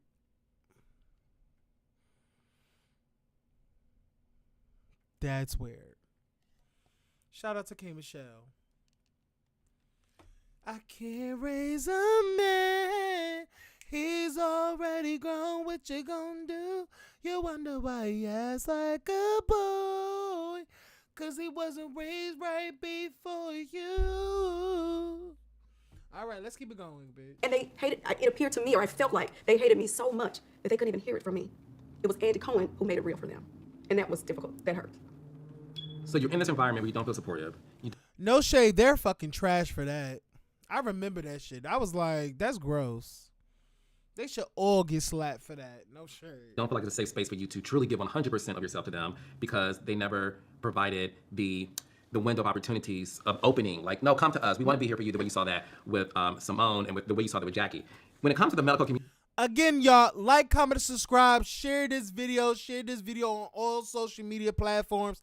Share this video, like this video, and also click the notification bell to be notified whenever I go live. And yes, God, yes, y'all, listen. Y'all, I swear to God, I will be using this type of setup, on my other videos. So, shout out to Angela Roche. Thank you for helping me out, bruh. I'm a key once I get the soundboard up, bitch. Period. Shout out to you. Let's get it. Community. Because you're not. Go ahead. I hate to interrupt you, but I do want to add this before we move on. I don't want to lose my train of thought. And I don't know how, in the scene, in the episode, they flash back to, I think it was my book launch, and I had an all-white party. It was like a birthday/book launch, an all-white party. And they flash back to me saying, I was going to give up on women, and then Sister Circle came into my life. I really felt that way. I had a lot going on. I had, other friends, that are not on the show who just didn't understand. I had the pressures of what was going on with my relationships with some of the girls within the Married to Medicine group of friends. And then, there was Sister Circle. But slightly after I gave the girls of Sister Circle their flowers, I turned to give my girls from Married to Medicine some love and to acknowledge them as well. And I looked around, and it was already understood. It's kind of like they had a perception. They couldn't even give me the time or the patience to get to them, to say the things that I also wanted to say about them, which was also saluting some of them, which was also paying homage to some of them and highlighting who they were to me in my life. Not all of them have been poor to me, maybe at different times, but hell, they could say the same about me, So they just didn't, it was kind of like it was already etched in their mind that, oh, she spoke about Sister Circle, so she's about to upstage us and say something negative about us, or she's let's go before she says it. And I looked around the room desperately because I wanted them to hear how much I care for them too. By that time, Toya and I think it was Simone, they had left. They never even got an opportunity to hear what I was about to say because it was already in their head. Like, she's giving them accolades, but she's not going to give it to us. So, something is not just going to come in somebody's head all willy-nilly, Quad. It had to come from somewhere. See, that's another thing, Quad, where you're not taking accountability. You probably have been giving these girls their ass to kiss. Your ass to kiss for the duration of whatever season that was. And they just showed you that, girl, okay, oh, now I see what Mariah's been talking about. They ain't want to see it, but now they see it. And I don't know if you know this, Quad, or you just so happen to be in your own Quad land, that you have a way of having certain air or a certain energy. Or I would say this, I don't know you, so probably they perceive it to have this certain kind of, you have this certain type of energy. They probably felt like you always gave this certain type of energy or this certain type of passive aggressive attitude that it's like it's not needed. And also it's like you're giving me your ass to kiss. And first of all, I make more money than you and I'm more established than you. So let's pump the brakes there, miss. They probably felt like that, and you probably was like, well, girl, I'm on Sister Circle. I really don't need you bitches. You gave off that energy. So a person is picking up on the energy and the aura in the room, and you have bad dark aura. You have the bad energy that they perceive. So what they're gonna do, they're gonna be like, get in that confessional and go 10 times hard on you and basically make the audience aware of your behavior. So it's just not them already have this perception of you or already thinking that in their head. No, you have to give them something for them to perceive what you are currently or were currently at in that time. So stop it. Nothing just come out of nowhere. Some of the times, but not all the times. Not about women who have more to lose than you. Clock that T. Clock that T. Clock that fucking T. And I rest my motherfucking case. Quad, get out of that with that bullshit. Stop it. They didn't give me the time. Shit don't come out of nowhere, sis. They didn't give me the patience to even just wait one moment. You're up next. I know who you all are to me. It hadn't always been all bad. It hadn't always been all bad. So I'm tapping in from the times when it was good. You guys we've had some great times together. And we have some deep-rooted relationships. And you guys have helped me get through some other things. I see you. I see you. They didn't give me an opportunity to tell them. I see you. They left. So what is it? Is it the fact that in the doctors community, is it cliquish? Is it that if you're not part of this very exclusive circle, whether you're in the group by proxy of being married to one of us, okay? If you're out of that club, courtesy of divorce, is it that we always want to ride with the medical professionals? No, I don't think so. Okay. It's definitely not that. The medical community is a tight-knit community, especially when we talk about the African-American component of it. It's even smaller than the masses, of course. We are the minority. But it's not saying, oh, well, because you're not a doctor or you're not affiliated with the medical community, then, I, as a doctor, I can't talk to you. You're a neurologist, urologist, anesthesiologist, nurse anesthetist. I mean, what am I? It's definitely not that. It's not that. Listen, all of the girls of Married to Medicine have outside friends. They have friends who are nowhere near the medical community. They have some friends who are not even, who don't even have to work. They've been very fortunate to have beautiful husbands, amazing husbands who will keep them together and keep them kept. And they ain't made it that either, So you don't have to be, I don't want to give the perception to people that, Dr. Simone doesn't have friends who are not doctors or not in the medical community, or Dr. Jackie doesn't have friends who are not in the medical community, and the same with Henley. It's not true. You befriend people who you have commonalities with, who you connect with, and who you feel like, I like this person. I want to have a long-lasting relationship with this person. They're human. The occupation is the occupation. And that's another thing. I think one time I posted something about sometimes in our country, people feel like, oh, they're doctors, so they're perfect. No, the doctor is the title. Let's see what's the character of the person, the individual. Well, that's why we love the show so much, because it shows the flawedness of just everyday people. You have been accused of not keeping in touch with your castmates off season. That when the show's wrapped, Quad is out allegedly hanging out in Africa, trying to meet men, going to Kenya to snag a husband. Can I just put you on pause for a second? I'm pause. I'd like to go get my passport. How many stamps do you have in this passport, Miss Quad? I'd like to go get the passport. Oh, Lord, honey. Call her booty to get the passport, honey. Call me global entry. Global entry, baby. This is passport. No, but wait a minute. Even before that, I just said it. I like pink purse. Okay. No pyramids, but I do. You're so silly. I'm so over you. But I do want to say something walking to get the passport. Okay. You know, people say, oh, well, she was like this when Sister Circle was on air, and when she had Sister Circle and Sister Circle. What I do want people to understand is I shared that platform with my friends of Marriage to Medicine. I shared that platform with Dr. Jackie, Dr. Heavenly, and Contessa.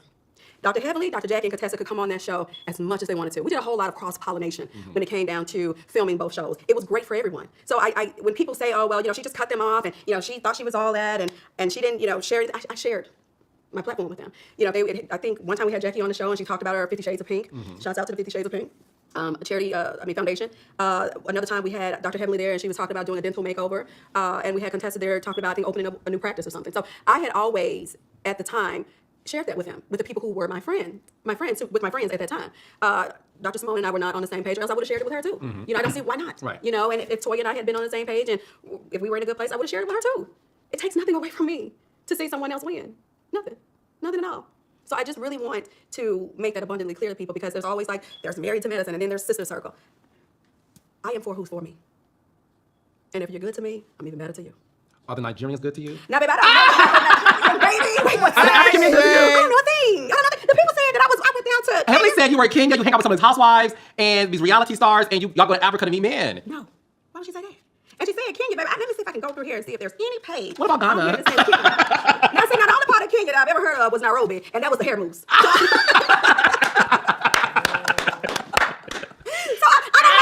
don't have a step, but I would love to go to Kenya. I do not have a step in there at all that says nothing about Kenya. Okay. I want to go. Maybe Heavenly and I should go. Why not?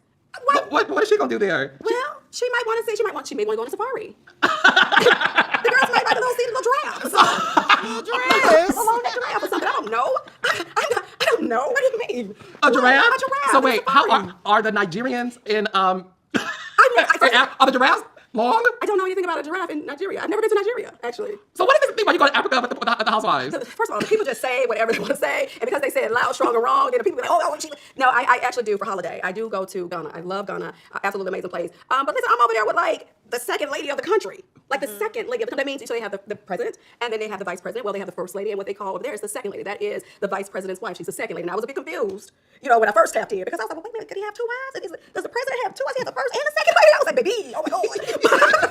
But that's not what it is. Okay. You know, so I have good friends there. I got great friends within the president's office there, and it's just amazing to me the things that come out of Heavenly's mouth. I'm like, I'm over there with, you know, badass Boza. You know, Boza is like, I love her. you know, like she's one of the best, Yeah. amazing people you could ever meet, hands down. I mean, a marketing genius. And I'm like, so Heavenly, how do we get marketing genius, you know, the second wife of the vice president's wife, and, you know, the deputy in the president's office, to she going to Kenya and sleeping with men or trying to find a man? That don't sound right. That's not true. Why you keep saying this about me? So there's no African. Okay. Not at all. And in terms of who I go, listen, I have friends everywhere. I really do. Yes, she's right by saying, oh, she hangs with the housewives. I do. There's some of those girls are some really good friends of mine. Yeah. Drew Sidora hit me up today and just sends so much love to me. Like, sis, I love you so much, and I want you to know that. You know, Portia has called me and was like, sis, this is going to pass, but you know who you are. Don't lose who you are. You know, and just so much love. I have friends everywhere, but they're not the only people who've called me. I've had friends back from Memphis 10 who's called me. Friends, you know, in Detroit who's called me. You know, friends are friends to me. I'm not clocking if are you on TV or, you know, who are you? That's not me. You know, I just love who I love. I enjoy the people who enjoy me, who bring laughter into my life, and who brings happiness into my life. And, you know, who's not trying to judge me? You know, and so I what's wrong? And Yandy is a very good friend. In fact, Yandy and I go to Ghana all the time, but, you know, it's like sometimes the kids are with us, and Mendices is with us, and you know what I mean? Like, I don't understand why did she say those things? I'm like, Heb, what's wrong with you? Why are you saying these things? The shit you're saying is not even true. What's wrong? What is it, Heb? Because I don't get it. Am I not allowed to have other friends? That's what it seems like, because they made... No shade. Quad, the fact that you even gave Heavenly a fucking chance, a second chance, I understand that there you have those friends where they just play all day. They have vomit out the mouth. Like, they have literally shit out the mouth. They'll say anything. They'll tell your business. They'll say yada, yada, yada, yada. They'll say whatever. But knowing that certain things will hurt you, and every single time it's a sorry. That's one sorry ass bitch. That is literally one sorry ass bitch. And I never understood why over and over and over why Quad would forgive Heavenly. Heavenly is not genuine in the least. I don't see nothing genuine about her.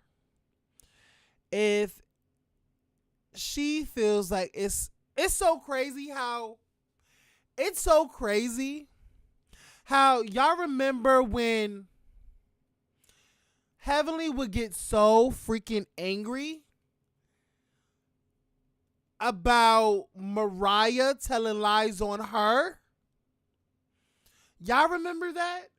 Do y'all remember that Heavenly used to get super angry with Mariah and would tear into Mariah about her lies? That every time Mariah lied on her, she would really get into it with Mariah and really try to harm Mariah? It's so crazy is that she's now doing it.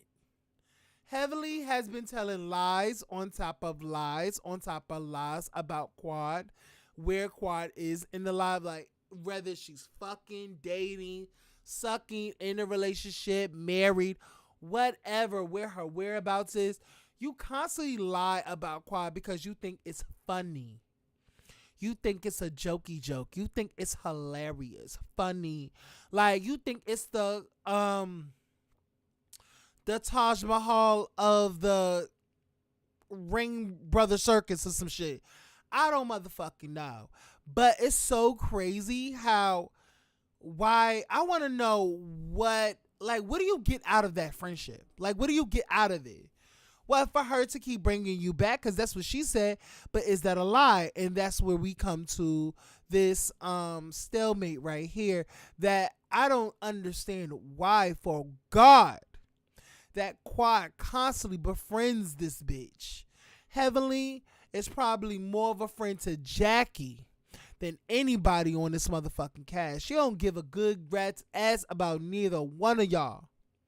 Except for motherfucking Jackie. Yo, Jackie can literally say this and she'll shut up. That's how much she respects Miss Jackie. Jackie has so much influence into Heavenly's life on this show and out. It's ridiculous. And low key, I have to say this. Why I feel like there's something up, there's a part of me that thinks that Jackie is pulling Heavenly strings for her to do the things that she's doing. That's just, I've always said that. But something just tells me that. But off of that, I don't know why in God's giving hell, why you were even back friends with this girl after she has teared you down over and over and over again. I cannot understand. I know, Lala. I thank you for supporting, girl. Sometimes I don't know these heifers either, but I love to watch these interviews so we could dissect and have a live reaction to the bullshit that we're watching. That's the only reason why. Some of the time, I could care less about these bitches. No shade. No Sade. All right? A lot of things that transpired this season is the fact that they're saying when you guys stop filming, you don't keep in contact with any of the girls. That's not true. That's not a true statement. When we are not filming, I am in contact with those who want to be in contact with me. I believe that a relationship is not one-sided. It's reciprocal. And that's what I believe. But just because I don't hear from them, I'm not, nailing them to the cross. I figure, they're busy. They are creating new businesses. They may be traveling themselves. It's an opportunity for them to spend some time with their family. And so I don't really get, oh, well, she didn't call us. Did you call me? Did you call me? Did you one time even think to pick up the phone and call me? If you saw my Instagram, then, hey, maybe that made you think of me. Why didn't you call me? So off season, you keep in touch with who? Heavenly? Heavenly, Jackie. Are you talking about now in the past, or are we talking about? Yeah, in the past, because they made it seem like that's just not your MO. Like ever in life. For the past couple of years. No, that's not been true for the past couple of years. I could definitely say it's been a little distant this year for sure. But when we left New York, I didn't feel like there was bad blood between any of us outside of the situation between Toya and I. Mm-hmm. But I didn't feel that Simone and I were just in a bad place. Simone and I needed to talk about some things and reactivate our friendship.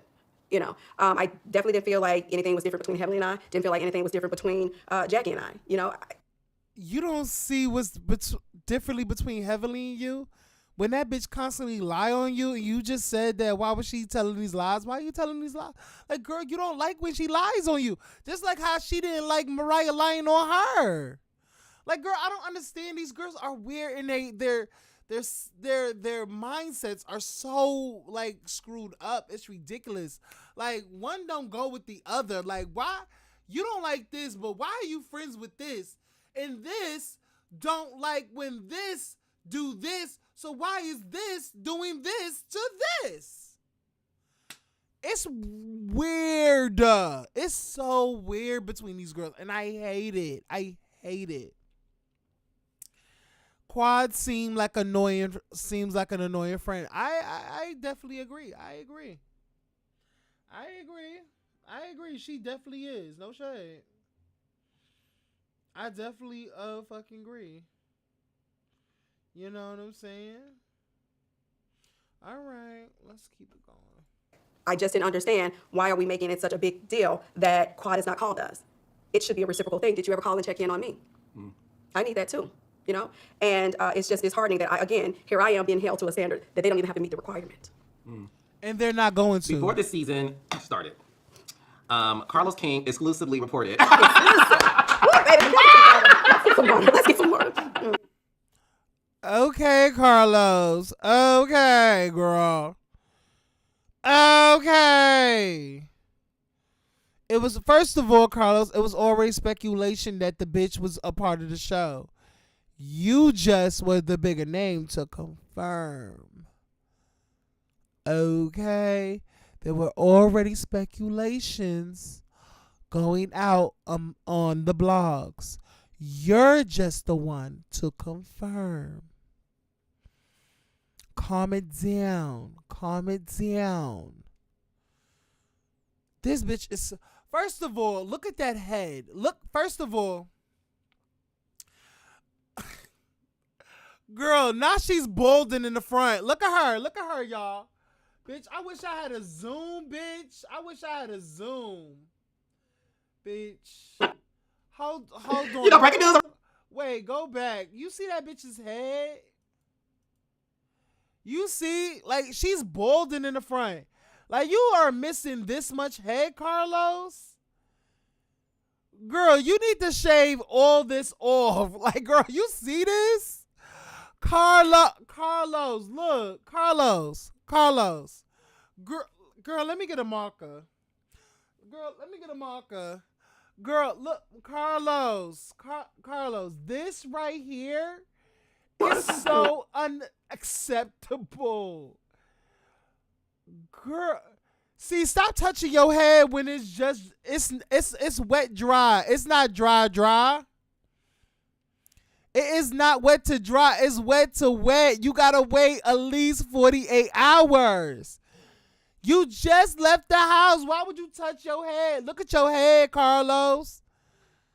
Look at your head. You swiped all the spray and magic marker off your head. Off the top of your head. Look at this. This is a fool. Carlos, look at you. I love you down, Buka Butt, but girl, look at this. Girl, it's like me balding in the front, child. But look at you. Look at this, Carlos. This is not acceptable. Girl, it's the fact that you got on the Dior sweater with a bald. Girl, you need to touch up. Like, your friend. First of all, it's the fact that your production did not tell you about this magic marker. Like, girl, you ain't get a touch up. Girl, you always gonna need a touch up on that what's that beignet or something, whatever the fuck that is, girl. Girl, you need a touch up of that black spray, girl, because you've been rocking and rolling and doing all this and y'all. Bitch, you literally swiped half of your magic marker off your motherfucking head. What's going on, girl?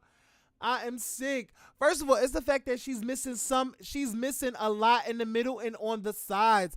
I'm embarrassed of you, Carlos. I'm so embarrassed.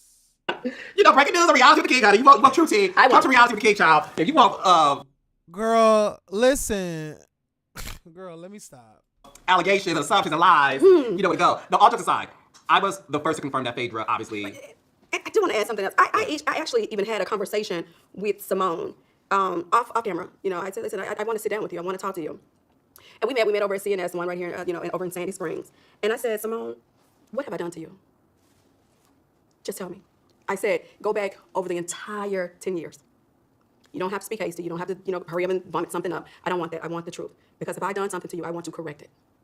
I want to correct it. And that was last year, I think, before we even went to the reunion. And she stopped for a moment. And we were having a great dinner, by the way. She had a couple cocktails. I had a couple cocktails. I think some oysters was on the table, too. We had a great time. It was like old times. And she literally said to me, you've not done anything to me. And I said, hold on. Really think about it. Whatever, anything that you can think of it. Tell me now.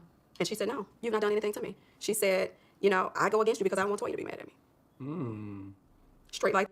You know what? I believe it. I motherfucking believe it.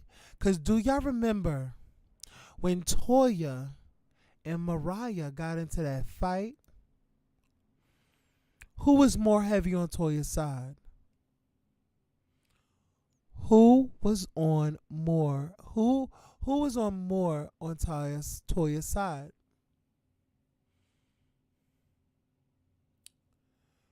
There was no one but Quad and some others on Mariah's side. There was actually Quad on Mariah's side. But the person that waved that flag,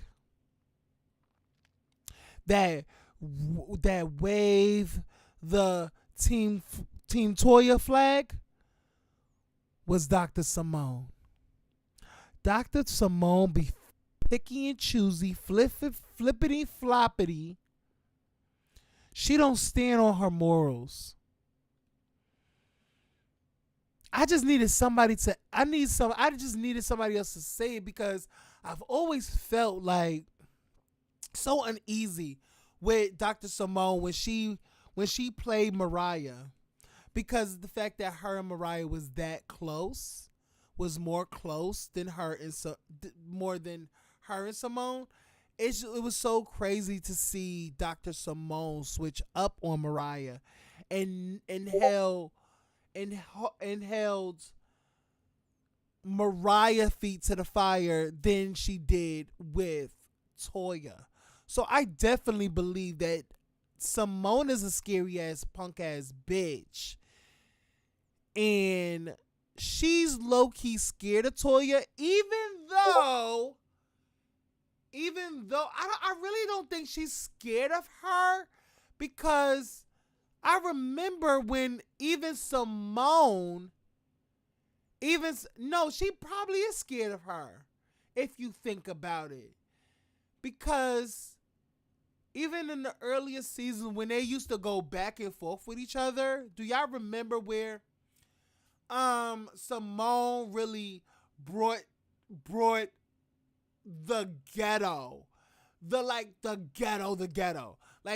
brought her out, like literally Simone used to really bring the nastiness out of Toya, because the way Simone mouth is, she literally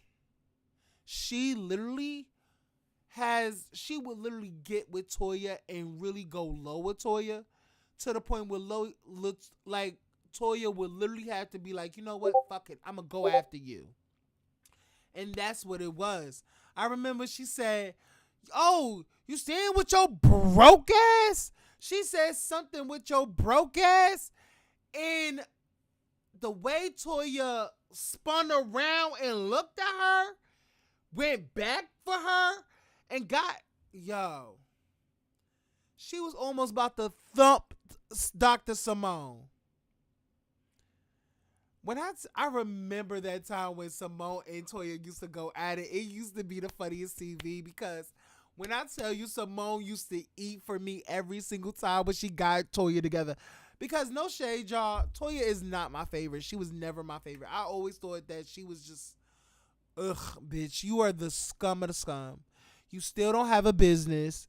all you are is a doctor's wife. It's so crazy how you've been on this season for mad long and you still don't have a business of your own. Like, when are you going to open a business? Are you just going to keep moving from pillow to post, house to house, couch to couch? Like, what's going on? Like, but besides the point, like, when is Toya going to collect a business or get a business? I just want to know that. Like, Toya, please get a business so you can withstand the lifestyle that you choose, because at a point I feel like motherfucking Eugene is going to either dump you, break up with you, and you won't collect alimony, bitch. And that's just it on that. That's how I feel. That. See, that's the alliance I be telling people about that happens on these shows that they want to nail me to the cross for. I tell people that oftentimes on reality shows, ensembles, there's alliances. Yeah. I'm friends with you.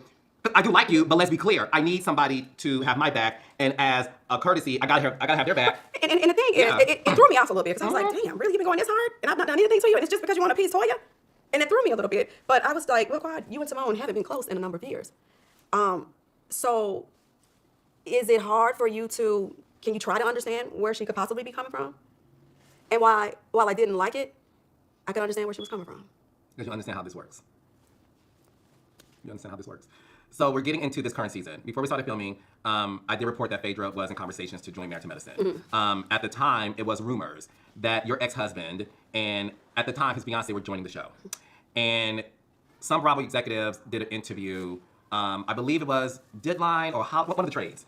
And this executive said, this upcoming season of Married to Medicine, we are going to, again paraphrasing, but pretty much it's going to be a refresh. It's going to, some people aren't coming back, some new people are joining, and some familiar faces. It was like, this upcoming season, Married to Medicine, is about to knock your socks off because we're throwing so many things at it. Because I've always said this for years, no one listened to me until now. I've always said that Married to Medicine is the best show on Bravo that y'all not watching. It's been consistently great. I have never seen an off season like, well, damn, it's always been great, 10 years strong, and not a lot of shows can say that. So kudos to you guys for that. Before you guys started filming, you wanted to renegotiate your contract. I said on my live with Heavenly that anytime a star knows their worth, I'm an advocate for, bitch, get what you deserve. I said, if I was in Quad's shoes, and I've been on this show for 9 years, and you're bringing back my ex-husband and his next, clearly, you're only bringing them back because I'm around. It's the only way it makes sense. And that's why I like having these real conversations, because as a producer, I even know what time it is. You're a smart, educated woman. You knew what time it was. Absolutely. And you felt like, I'm putting words in your mouth, but I'm assuming you felt like, okay, yesterday's price ain't today's price. Exactly. And I would be mad at you, be mad at me if I want to. I would be mad at you, you didn't do what you did. Yeah. Period, point blank. But before we get to the negotiation part, did you ever receive a courtesy call that, hey, we're in talks with your ex-husband and his next to come back to the show? No. Never. No one ever called me. No one ever said, what do you think about this idea? No one ever said, well, we're thinking about reaching out to them. No one ever said, we know the turbulent marriage and how the things went, but we still think that this is going to be a good idea for the show. So just want to give you a heads up. We're probably going to look to bring your ex-husband and his new love interest on the show. No, not at all. I had to learn it on social media. Like Quad. Trash.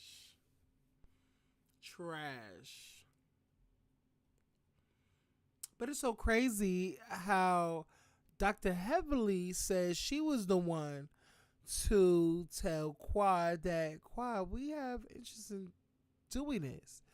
That's why, and Heavily said that's the reason why she want to bring Quad back, because they said they was reaching out to Quad. Like, girl, Heavily, we're gonna dissect that too. And we're gonna dissect that on who channel. Cause next we're gonna do the back and forth between Heavenly and motherfucking Carlos King, because they get into it, because Heavenly thinks that this interview was biased and she has some things she needs to get off her chest to Carlos. So we're gonna get that after, okay? Period. Let's get it. But girl, listen. We need the others. Well, Heavenly already got her side, then Quad is telling her side. But something lies there in the middle if there's a truth. Somebody knows something and somebody's lying. But it's just me. You found out your ex-husband was coming back to the show through social media? No one calls me. I have no text messages. I have no calls. I have none of that. I began to put two and two together when I saw like a lot of some of the ladies kind of hanging out with him, and I was like, oh, okay, I see what this is. And I think there was a cryptic message under one of their posts. I think it could have been Simone and something about hanging out and talking a lot of something or something. Stay tuned for me or something. And I said, oh, I see what this is. I see exactly what this is. Wow. Okay. Wow. Yeah. Been on the show. Been been here since conception. I said that before. I said that I think Heavenly and I one time had a live or something, and I was like, I felt disrespected. Not even a courtesy call. Didn't care how I would feel. Didn't care, are you even ready for that quad? Like, is this going to be some form of a trigger for you? Like, nothing. Crickets. Damn. Did you cry? I was perplexed. I was confused. I felt like, why? Why would you be so cruel towards me? Is what I felt. Like, why would you not even lend me a courtesy? Just a phone call. I like to think that over the years, You know why, Quad? You know why? Because the producers are messy. And that's another thing. People are literally blaming the girls, but I just want y'all to understand this. The producers give the go-ahead. The producers can give a fuck about Quad's feelings. I'm all about my check at the end of the day. Fuck your feelings. Clock the fuck in. Make us money. So you can pay that motherfucking mortgage at the end of the first of the month. Every month. Or every year. I don't know how they go. But clock the fuck in. Leave your issues or your trauma by the door. Clock the fuck in. Okay? It's time to play reality now. So, Quad, I understand your feelings, but girl, none of them girls owe you shit. You already know that these girls will sell you out to the highest bidder. These girls are not from camaraderie. Whatever it takes to get the ratings and the advertisement dollars, bitch, we're going to do it, and we're going to do it at your expense. We should gag on that. Clock that T. Clock that T. I'm just saying. I enjoy Married to Medicine. It's been some tough times for me on the show, but they have become my family. You can't be with a group of people for 10 years and not have some emotional tie to them, and I just felt like. Keep liking the video, y'all. Like, comment, and subscribe. Like, comment, and subscribe. We almost to the finish line. Did I mean anything to you all? Anything? Share this video too. You couldn't have called me? You couldn't have just flew in town and sat down with me and kind of just had a conversation with me? Did you, for one moment, take your producer's hat off and just put on your hat of humanity? I wasn't given that courtesy. So then you started to work on renegotiating your contract. And allegedly missed out on 4 to 5 weeks of filming. It was about 5. 5 weeks of filming. Bitch needs. When I learned that, I went to my hat office. right now because that Had my bitch protein need a shake. hat so I bad. love it. My office child. Had my protein That shake bitch before need I a worked hat out. so bad. I'm her And hat. I said, I never saw this I'm video her that I hat. did. She needs a hat. I did a video and I said, Carlos, bitch, you need a hat, girl. I'm gonna help you out real quick. I'm gonna help you out, bitch. Come here. Let me stretch this out a little bit. Bitch, I'm your hat from now on, bitch. Every time you talk, bitch, I'm gonna be right here, bitch. Ooh, you balding at the front, girl. I can't. y'all filming for 5 weeks without Miss Quad. Y'all brought Phaedra back. Y'all bring her ex and his next. And we don't have Quad. And y'all mean to tell me y'all want me to tune into next season without seeing the epicenter of that storyline? And I did a mock phone call. And I said, this was the producers calling Quad. Because at this time, I think you closed on your deal. This is like 5 weeks into filming. Okay. And I said, they called me and said, look, bitch, it's 5 weeks and nothing's going on. What do we need to do? What is going on here? We need to bring her back because clearly our negotiating power has ended. She's serious about that. Was this a strenuous process of you trying to get what you felt was fair due to the circumstances? Yeah, Yeah, first of all, I don't negotiate with people in terms of I'm not verbal. I have an agent who handles all of that for me. And then there's a legal team there. There's an agent, and then they kind of go back and forward with the network and here and there. So I'm not in the minutia of all of that. I trust my agent to do the right thing by me. I trust him to fight for me. I trust him to present things to show my value and to show my worth, to paint that picture. And that's kind of what happened this season.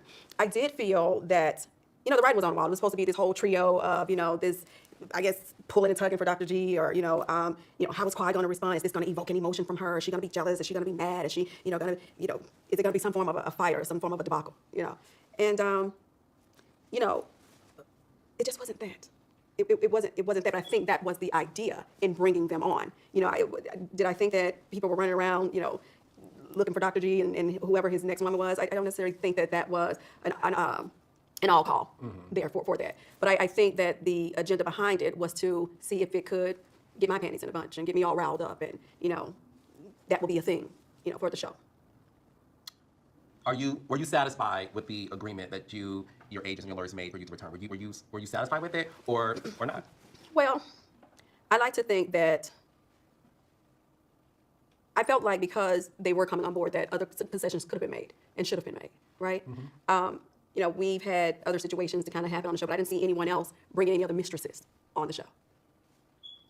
I didn't see that. But I did see my ex-husband and his new now wife brought on the show with no problem. And I think for me, it's about, where's the respect for me? Have I not lent my contribution to the show? Have I not brought some value or some worth to the show? Have I not advocated for the show? Why am I being just, take what we're gonna give you, and yeah, we're gonna put these people in front of your face, and you're gonna smile, bearing grin behind it? Were you satisfied with the terms?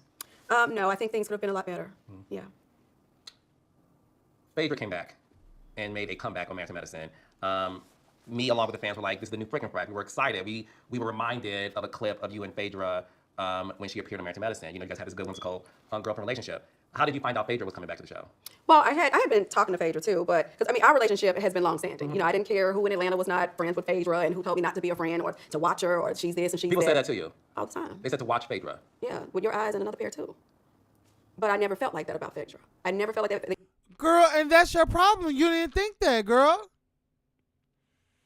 Girl, if Phaedra could do that to her good girlfriend at the time, Candy, what makes you think that it wasn't gonna be you next? See, you girls need to put on y'all antennas. Y'all need to remove all noise silencers off your motherfucking ears and let the girl know that, girl, you stop. You need to listen. You need to listen. Because if one girl could do it to this girl, no shade, 9 out of 10, it can happen to you. Listen, all I'm saying is this. Even if you don't believe it, watch. The fact that you didn't, there lies the problem. And there lies you getting pushed off of Married to Medicine. I'm just saying. The energy between Phaedra and I had always been good. We've always been really cool, And so I was like, yeah, I hear you all, but, she's all right with me. And I can be your friend and her friend, too. I'm not going to not be this person's friend because maybe some things are going on with some people, we know mutual people, right? So I did hear that, she was saying that she was dating a doctor. Have you met him? I have not. Have you seen a FaceTime? No. A picture? I saw the picture that was on the show with the emoji face on it, but I've not seen a picture on the phone or if her and I may have been sitting next to each other. No, I'm not. What I will say is we, the ladies of Married to Medicine, had never seen him yet. Okay. And nobody will. And so basically I heard that, she was dating a doctor, and then, Matthew Anderson and I began to have conversations. Of course, he knows that we were friends, and Phaedra and I have been cool for a long time. And actually that connection did come through my ex-husband, to be honest with you. And she knew me and really didn't know many of the other girls. None of them really, knew of them, but not personal relationships with them. So of course, Matthew and I had conversations, and it's like, he told me a little bit more about, possibly bringing Phaedra on board. I thought that it was a great idea. I think Phaedra understands television, She's great at it. Yeah, she understands it. And so, he was like, let's work on this. And I said, let's do it, And so I was asked asked to participate in her process of coming on board, and I did like an audition, on behalf of her, and spoke very highly. What you mean of her. audition? You send in a tape, and I sat in my office, and there was a line of questions that was presented to me. You had a camera, and you pressed the record button? Yeah, so it was the casting person. And then, she just Zoomed me, we had a Zoom meeting, and then there was a number of questions that was asked in respect to myself and Phaedra and our relationship. And yeah, I answered the questions, and I told them, how I really felt about her, that she was great for TV, and, her and I have a great relationship. She's really cool and it's fun, and, Willy Wonka better watch out because the chocolate girl's coming through, and, yeah, that's all recorded. That's all recorded. And so I really was happy to hear, and really even more happy to help bring her on board, so. But you advocated for Phaedra. Most certainly. That was easy. That was very easy for me to do because I wanted to see her back on television. I think she's bullshitting. Then it's just now getting the look that they deserve. Real Housewives ain't become the biggest show till season 3 or 4. Season 3 is when they got their biggest check. Yeah. So, who have the bigger name out of you and Phaedra? I feel like Phaedra was always in. But they needed to work out the legalities. But they needed it to make sense. They needed it to make sense. So, they needed you to usher her on the show because you are the closest to her. So you did not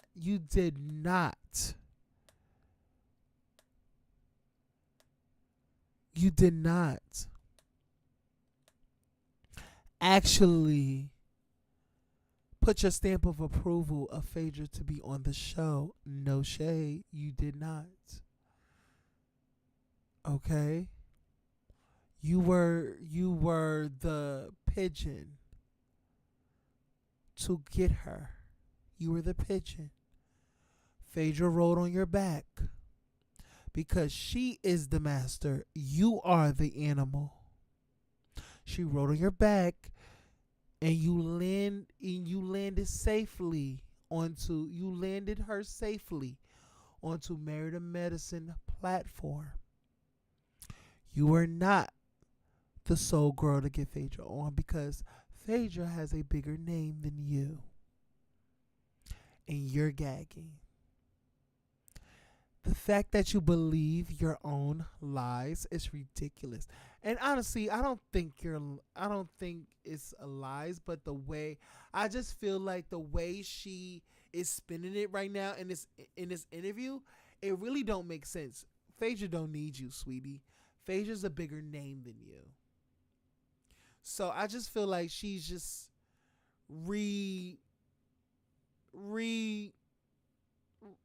just changing the story up a little bit to fit her narrative.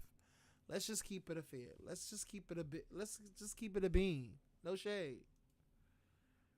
All right, let's go. I thought she was always great for TV. I mean, what had been maybe 5 years that we had not seen her on a show consistently. And I just felt like, we're good. Her and I are great.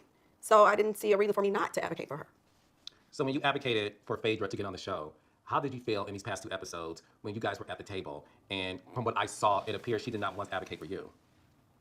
Period. At the table seems horrible. Across the board. Across the board. The table scene was horrible. And to learn that she had changed her airline ticket. I'm like, that's not what you told me. I text you like, hey, I'm at the airport. Bitch, of course that's not what she told you. Did you not see Real House of Atlanta? Like, what is these girls' deal? She's a fucking lawyer. Even if she's not practicing, she's a known fucking liar. Nene literally named her Phaedra. She is one of the most fakest hoes on national television. On reality television. And there's a whole sea of fake ass hoes. But Phaedra tops it all. Phaedra is a known fibber. She literally believes her lies. She's very dangerous. Phaedra is very dangerous. She's a very dangerous and cunning girl. So you're so shocked that she's lied to you about changing her ticket? Wow, you're so naive, Quad. You are 30 plus, 35, 40, I don't know which one, but you're up there, child. But the mere fact that you believe that, you had enough heart in your heart, you have enough heart in your body to overlook the fake and the lies and the bullshit of Phaedra fucking Parks. You are a dummy. You are silly as fuck. You are naive. You are belligerent. You clearly were drunk when she even hit you with that notion of deceit. Wow. Crazy. Yeah. You know, what's up? What's going on? Where are you? And she's like, oh, I'm running around, girl. I'm at the drugstore. I'm running around at the drugstore. You know, I'll be there or something along those lines. I do have the text messages. And so for me to later on hear that she basically changed her flight because she didn't want to be around me or maybe wanted to go along to get along, that was devastating. I didn't understand why she would do that. I watched. Why? You don't know why she would do that? She's Phaedra. She is Phaedra, girl. She is Phaedra. Girl, let me tell you. Girl, she's Phaedra. She's Phaedra. She's phony Faye. She's Phaedra. She's Lion Parks. Let me put you up on game, baby. Look into my eyes. Look into my eyes. Tell me what you see. You see a lying ass bitch. And that's what you should have seen Phaedra for what she is. A lying ass. Manipulative. Crazy bitch. No shade. Let's get it going. Those 2 episodes, and I was so confused because from episode 1, and let me tell you something, this is coming from a person who produces shows, creates it, wants to edit all that stuff. I don't know anybody that can miss 5 weeks of work negotiating and then the first episode, second, third, fourth, fifth, sixth, seven, eight. Because you for the audience, every week and a half, you're taping an episode. Yeah, every week at least. Yeah, week and a half. You're in the episode taking off your drawers, hopping in the bathtub, baby. I mean, but you're in the first episode, and I'm such a fan of the show that I was like, oh my God, the new freaking crap, I'm gonna see this. And we saw y'all friendship. We even saw it at the funeral home. You came out the casket, honey, with a resurrection like it was Easter. You know, it was giving very much Easter Sunday, honey. Hey, Jamal Ryan. You know, we loved it. Not Easter Sunday, Joe. It wasn't even from our vantage point as a viewer. Every single episode was Phaedra Quad, what you got, bitch? I got that, bitch. What you doing, honey? Blah, blah, blah. And it was like the next episode after that, it was like instantly, we saw her not even utter a word in your defense. And it was shocking to us. It was almost like someone had told them, like, go for Quad. Go for Quad. She's the target. Isolate her. Of course. Heavily said on my Of course, sweetie. Of course. They do it to every star of the show. When will you girls get it? live that there was a lot that was cut out. That you and Toya almost got into a fist fight at the funeral home. We did not almost get into a fist fight at a funeral home. down to with the walk-ins. We did not. Was there a heated discussion? Yes, we had a heated discussion. They had Toya and I sitting right next to one another, as you can see if you go back and look at that episode. But we were not about to fight. We did not even get up and stand up and walk up against each other like what's her name, T and Heavenly. Yeah. But there were words spoken passionately. Yes, there were. And then she's intimated that you make comments about, I'm here to get my check. I'm here for my check. Fuck you, bitches. Well, I never said fuck you bitches at all. But when you know that someone doesn't like you, like if we go back into the episode, it was like, oh, can Quad stay with you? Can she stay with you? Can she stay with you? Oh, I'm not getting her room. Can she stay with you? Can she stay? And I was made a mockery of. And it was like no one wanted to room with me, you know? And what Phaedra said, she doesn't wish to stay with you. Jackie said no with 8 O's and all of that. And all of that was made to kind of make me feel left out or make me feel unwanted, you know? And so that was the beginning of like, oh, I see what this is.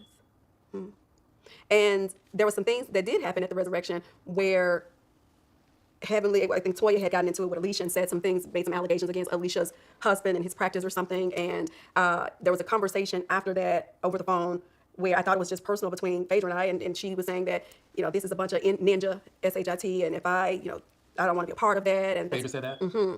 And I was like, well, we're good over here. I mean, the housewives, were, I'm sure, a lot tougher. Like Phaedra, like seriously, this is easy for you We over weren't here. picking daisies off of the vines at Chastain Park. Nor were you blowing out dandelions. Okay. So anyway, I just thought that truly was like a personal conversation between us, just her and I. And then later on, Heavenly and I spoke, and I'm learning that she told Heavenly and Simone and maybe even had a couple of others. Anyway, it got around to the girls, and some of the girls were offended by her saying this is some ninja shit, and she didn't want to be a part of. If it was going to continue to go like that, then she would rather just continue to do her one-off shows like Ultimate Girls Trip and things of that nature. And in that, I remember Heavenly and I speaking, and Heavenly said something along the lines of, well, she just got afraid when Toya started going off on, Alicia and making those allegations against Alicia. And she said, I feel like, Phaedra got scared. And I was like, what do you mean? And she's like, Phaedra, Phaedra's a liar. And this and that. I said, what'd she lie about? Are you talking about her not knowing how many months pregnant she was? Because that's what I remembered at that time. My brain kind of went to that. And then Heavenly was like, because I read the book that Angela Stanton wrote. And I was like, oh. And I was like, what's that? Because all of that to me, it was just completely like, I thought about the pregnancy, right? Mm-hmm. And so with that, there was conversation. I was like, oh, okay. So, whoa. And so then that was kind of like the end of the conversation. So later on when I see that. Child, the pregnancy,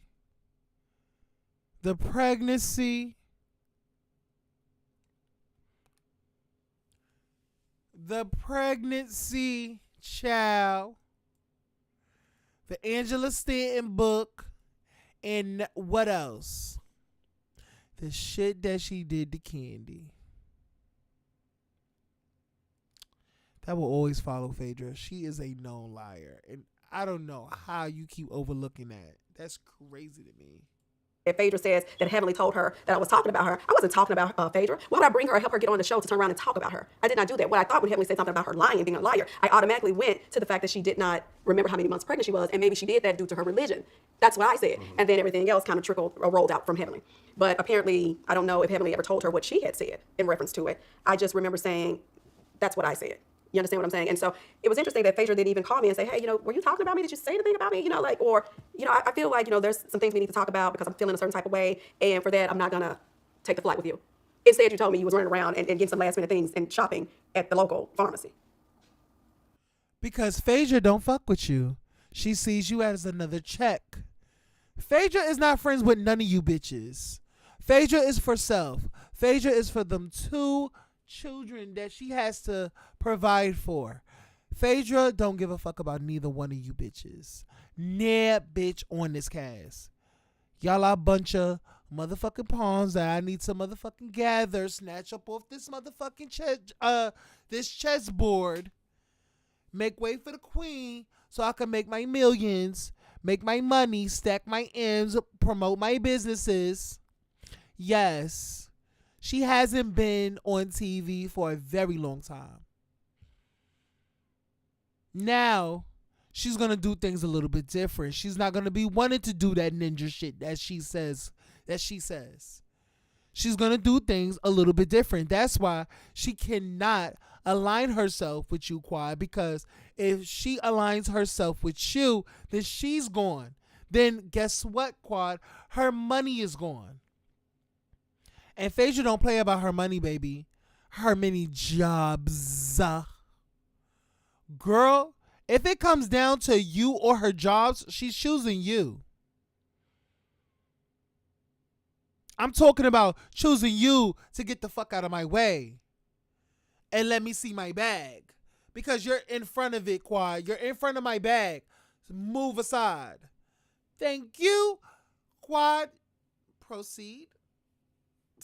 She's gonna get her bag regardless, and I cannot not think I don't think she's wrong about that. I don't think this is her second chance on TV. This is her second chance. She's gonna do things differently. She got 2 kids to provide for. She got colleges to pay for. She got equity to store away for them. Are you kidding me? If it ain't her kids or her check, stay the fuck away from her. Stay far away from her. She's all about her business. She's all about her money. I cannot hate on that. Do you, Phaedra? Do you? I do not. I am not mad at you, sister girl. I am not mad at Miss Feifei. Faye is doing the right thing and worried about her child and her check. What cause you talking about? Fuck a Miss Quad. She got it. She got it. She got it. She got it. She got it. She got it. Girl, would you loan me 200,000? Quad would look at her. Well, baby, I'm not to be able to do that. Well, bitch, fuck out my way. And let me get this check. Because, baby, they about to push you out, and I'm not about to fall with you, bitch. Ha! Fuck wrong with you? Let's keep it going. Walgreens or CVS? Babe, I think it was Rite Aid. Girl,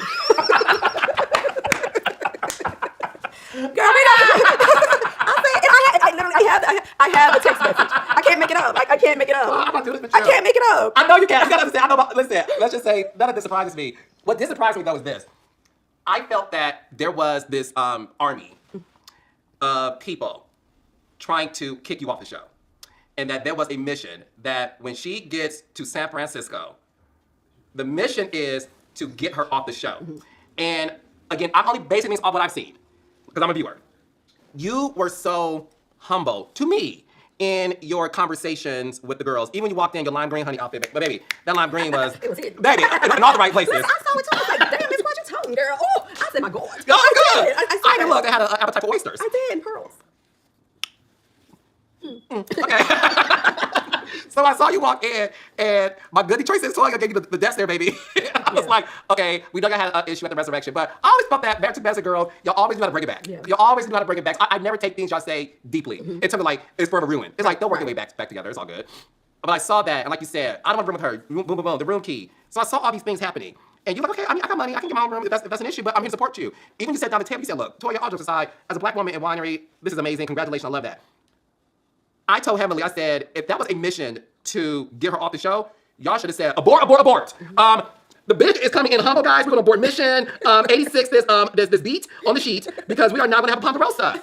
And the reason why me and the audience felt that energy is because everybody's face was still like determined, and then it felt like Heavenly had to say something. And when she said, well, you used me, what did she mean by that? Because we never felt that you were using her, but I want to be able to. Were you surprised to hear that? Well, ooh, you just hit me with a whole lot Sorry. right now. It's very loaded, very loaded. So I'm going to try to take it in parts. When James Knox asked me to come out to Napa Valley, and I knew that it was for Toya, you know, but I'm always in a position of it doesn't matter what you're going through with a person. If this woman is doing something, he or she, if a person is doing something that should be supported, then you get there and you support it. And I know how through the years, Toya has been kind of pegged as the person who doesn't really do anything. You know, all she does is sit back and spend the money and, you know, spend Eugene's money. And all of that has been said throughout the years about Toya. I was really happy that Toya had made a connection where she could now have a wine club to present a list of wines to say, hey, if you purchase this under my code, then you get this discount. And then that will be an additional revenue stream for her. I can remember talking to Toya years ago, and her and I were cool. And we were on the phone and we were talking about, you know, other things we can do, you know, extending the brands. And, you know, I think at that time I was working with like Picture Perfect Puff or something. And I said to her, well, Toya, what do you like? Let's stop right here and just think about the things you like. What do you like to do? And she was like, oh no, I mean, I don't know what I like to do. And this is a phone call. And you can hear her thinking.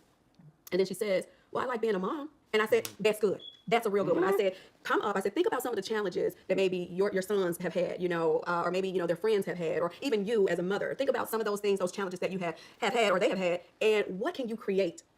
No matter if it's a device, if it's some form of a method to be sold, whatever it is, what can you create that could actually be some form of a mechanism to help the kids be easier on the moms while still being able to earn you an additional income? What does that look like? I don't know. You should probably research it, but that may be a good place for you to start. And this was a one-on-one personal conversation. It wasn't filmed. It was just two people on the phone who liked each other at the time, two people on the phone who got along, two people on the phone who were cool. And I stopped for a moment to this brainstorm. So to see that happening, maybe season one, maybe it's between season 1 and season 2 or something like that, or maybe earlier on in our seasons. I can't really remember because I know the people hold me to it. But I can't remember. But it was earlier years in the show. And I remember having that phone conversation with her. And to see that, you know, 8 years later, 9 years later, she's now able to have something of her own, it pleased me. And I was very happy for her. And I was more than eager and happy to support her. Quad, what does that have to do with the question that Carlos King asked you.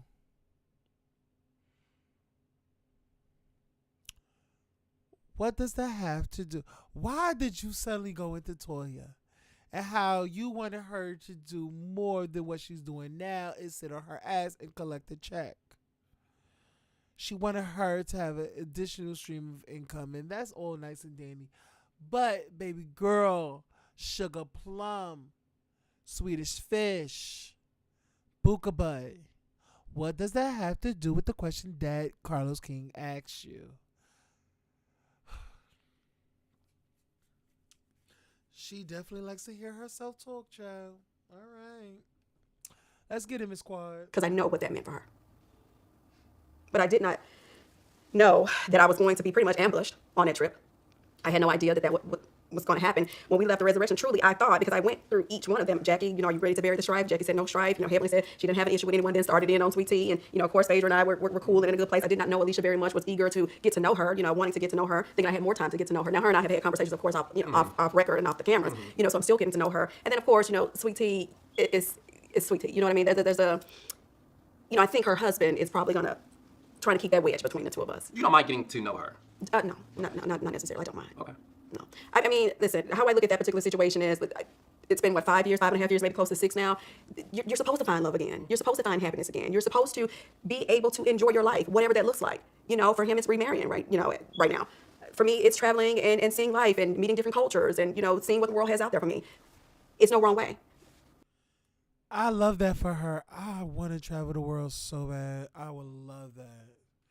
And then shout out to the travel junkies that get paid to travel. I love y'all, and I so envy y'all. Whatever your journey is to happiness, just get there. Just get there. So I don't have animosity towards her. It wasn't like she cheated with him. Right. This girl came many years later. You know what I mean? So it would be ridiculous for me to have something against her in reference to him. Now, she said some things thus far, and I'm sure at the reunion we'll deal with those things that she said in reference to me. But outside of that, in regards to him, I have no problem with her. No. Now, he, on the other hand, I have is, but going back to that dinner, I just felt like, okay. And you know what's so crazy? I mean, of course he would. Yeah.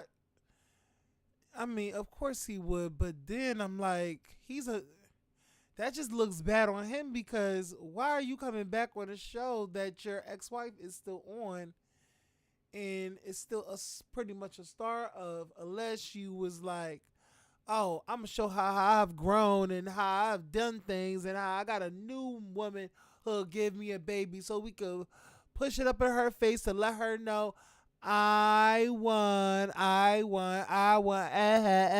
la la la la. Very fucking childish, very just shout out to Dr. G or whatever the fuck his name is. You still lost and you still annoying. Your voice is still annoying. You still got a bare belly. You still look a mess. Your wife look a mess. Your house look a mess. Your front porch look a mess. Your lights look a mess. Your refrigerator look a mess. Your dishwasher, your tub, your cigar case looks a whole mess. Even your fireplace is a mess. Everything about y'all is a mess. Carrying on.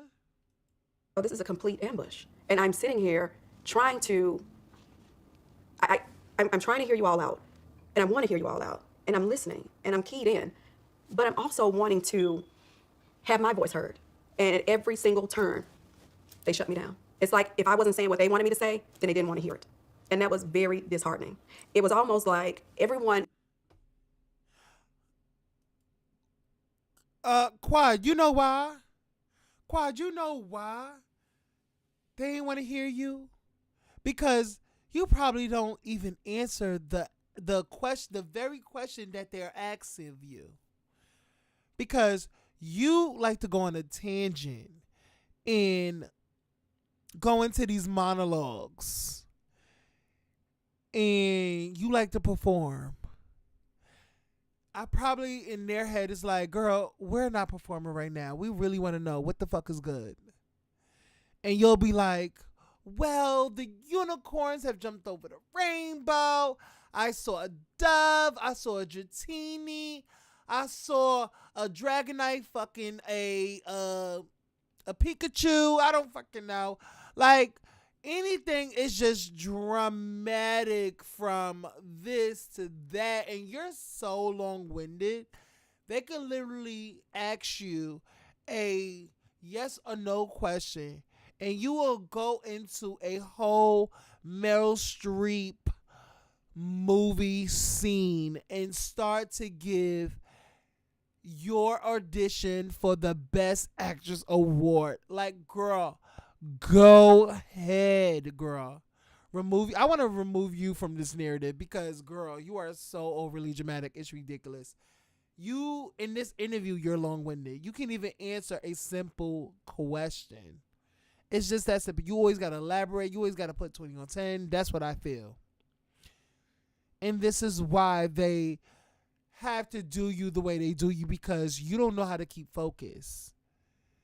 You always go into this place of like, girl, listen, what the world has for you can literally do this and that. It's purple, it's green, it's yellow. It's like, ooh.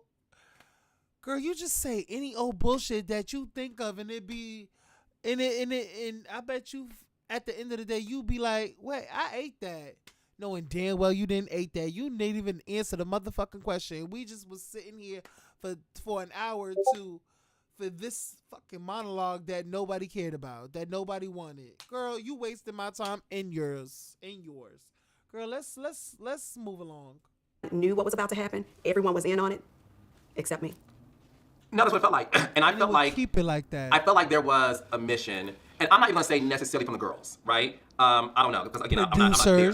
But in their defense, it just seemed like everybody was like, we're in on it. And I think Phaedra even knew, which is why she was quiet as a church mouse and avoided flying on the same flight as you. I think everybody knew, except you, but that these girls had to do it because they're on camera, right? And I have never seen you appear so hurt. I mean, when Simone gave you the blow, I literally, even the episode before that, I think I said this to you, I was like, I couldn't sleep that night because it felt mean girlish. And that's never been y'all show. Y'all show never been about like, we're gonna ice one out. It's just never been that. So when I saw it, I was like, this seems weird. And I felt bad. Girl, they iced Mariah out. Girl, I remember the time where they iced Heavenly out. They iced, who else they iced out? Shit, hell, they iced Buffy out. Girl, every girl has their moments where they get iced out, girl. It's really true tea. Y'all making it more dramatic than what it is. Okay.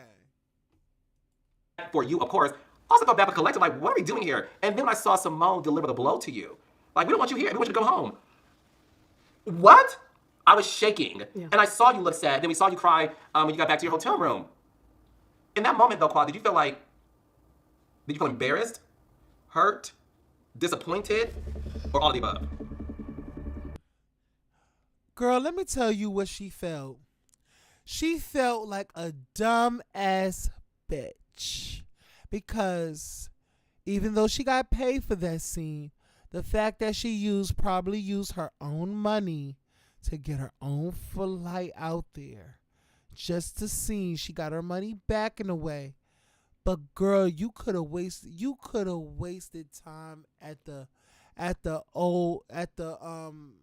inside of your house. You could have wasted time in your own house. Not you had to fly to where they were. Okay? And put on the mic and let's shoot this scene. For them to all strategize over you, and basically force your demotion or your pickup letter. Like, girl, not pickup letter, your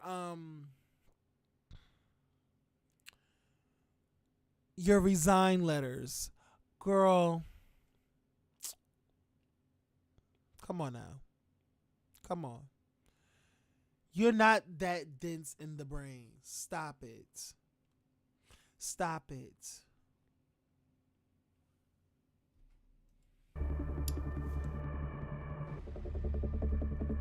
Oh my God. listen, part 2 drops on my birthday, y'all. It drops on my birthday, period, or whatever. Let me move this. And let me see, y'all. What do y'all think about that interview? First of all, that interview was a fool. I feel like that interview was a fool a little bit. What I want to do is they said they go at it. So is this? Oh my God, this is another hour. Okay, let's get it. And I'm here today to give our testimony about my mom. I see your live with Quad, and I have a lot of questions and comments. First, Okay, so y'all,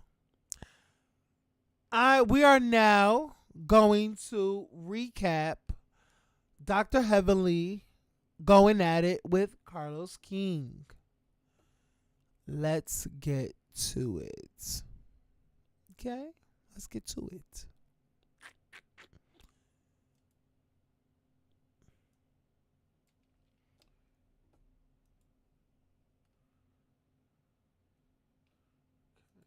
Make sure this is. Talk about all this stuff because I did see your live with Quad, and I have a lot of questions and comments and rebuttals. That's how we do things, right, Carlos? Absolutely. But how are you, baby? I'm doing good. I like your outfit. Is that your silk pajama set? Yeah, so I like to wear silk pajamas because it's a late night, honey. Okay, I know that's right. I wear silk pajamas to bed, honey. So that's why I'm able to relax, relate, and release. Okay. You know what? I'm feeling you on that. I've been hanging out with Toya, and I'm thinking like, why am I working so damn hard? Well, no. I still work hard. Because I just want to go get a massage and just take care of me because she's making it seem like, you know what I'm saying? Since we followers anyway, and we following Toya, we might as well just go on and lay down and get our massage on and everything like that. And just take care of us. Damn the work. Also, you want to lay down the way y'all lay Quad down and just stood and step all over her back and stab her? Okay. We can talk about it. Okay, let's get into it. Very smart guy, right? Very smart. I everybody feels one way about a person. What does that say about that person? I'm a messy bitch. Everybody would say that about me. Yeah. But they say my heart is in the right place. Every one of them women. Ain't nobody fell out with me. Totally. You know what I'm saying? Yeah. I'm good with everybody. If one person's on the outs with everybody, what does that tell you, Carlos? With your smart self? Well, no, I definitely think there's some division going on. So we are aware of that. But based on my part 1 exclusive interview, the way Beyonce drops an album on Cover Girls, like, no, heavily, did you gag? I was like, listen, that is the smartest thing you could have ever did because you didn't tell me you was dropping that interview. I saw that on the vlogs, like Quad heard about her man being on American Medicine. On the vlog. You mean her ex, honey, her ex-husband. Which ain't true. But anyway, that's not true. Let's speak truth because I done hear a lot of stuff, right? But I'm ready to speak truth now because I've been feeling bad for Quad because of all the horrific things she's been going through in her life. But never in your life will you going to sit up and lie on Dr. Heavenly because I tells the truth, okay? We're not going to skid around. We're not going to allow to play around and skip the truth and get around the questions like you allowed her to do. But let's get our pleasantries out first because you know. Yes, bitch, you better read. Heavenly, you better gather. You better gather because he didn't push back on nothing. But that's the bulk of his episode. He never pushed back. That's his style, that he lets the girls talk and he just listens and get the best quality out. But girl,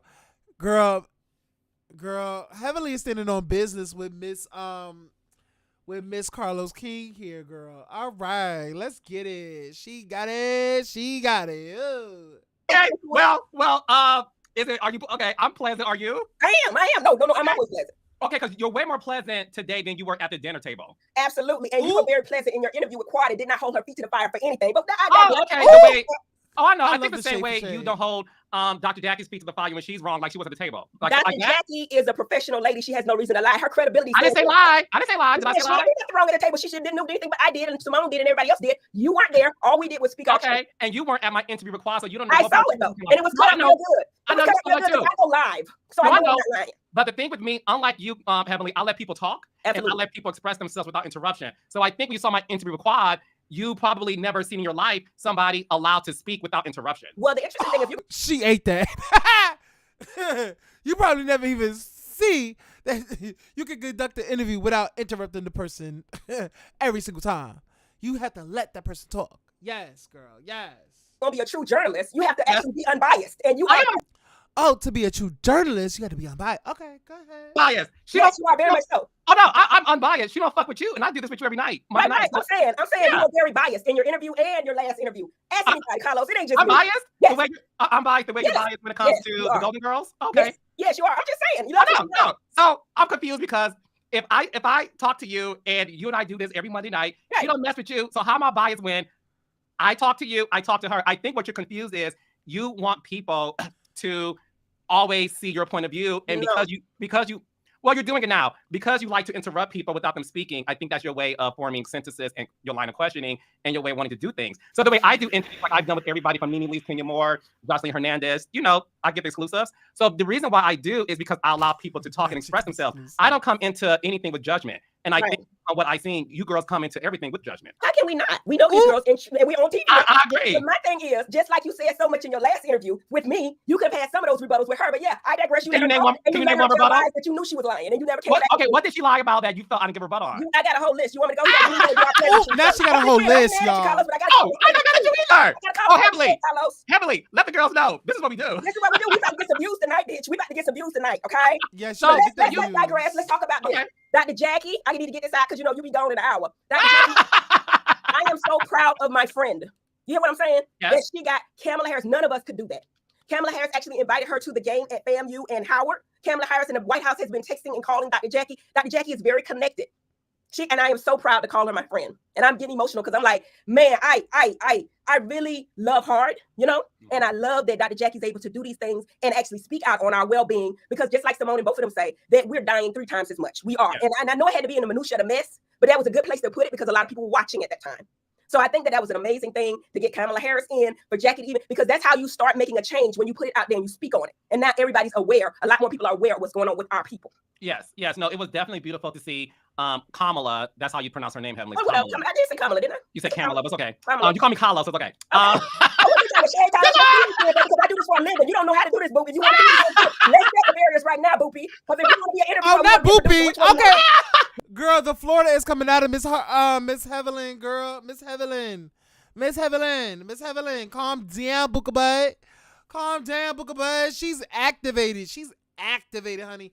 We're not going to watch all of this. Because I don't want to go. First of all, how long we been live, y'all? Girl, we've been out. Girl, it's about to be 3 hours, child. And I'm not going to watch all this live, but I just wanted to give y'all the bulk of this. Like, I'm not going to play it all. Like, honestly, I'm not going to play it.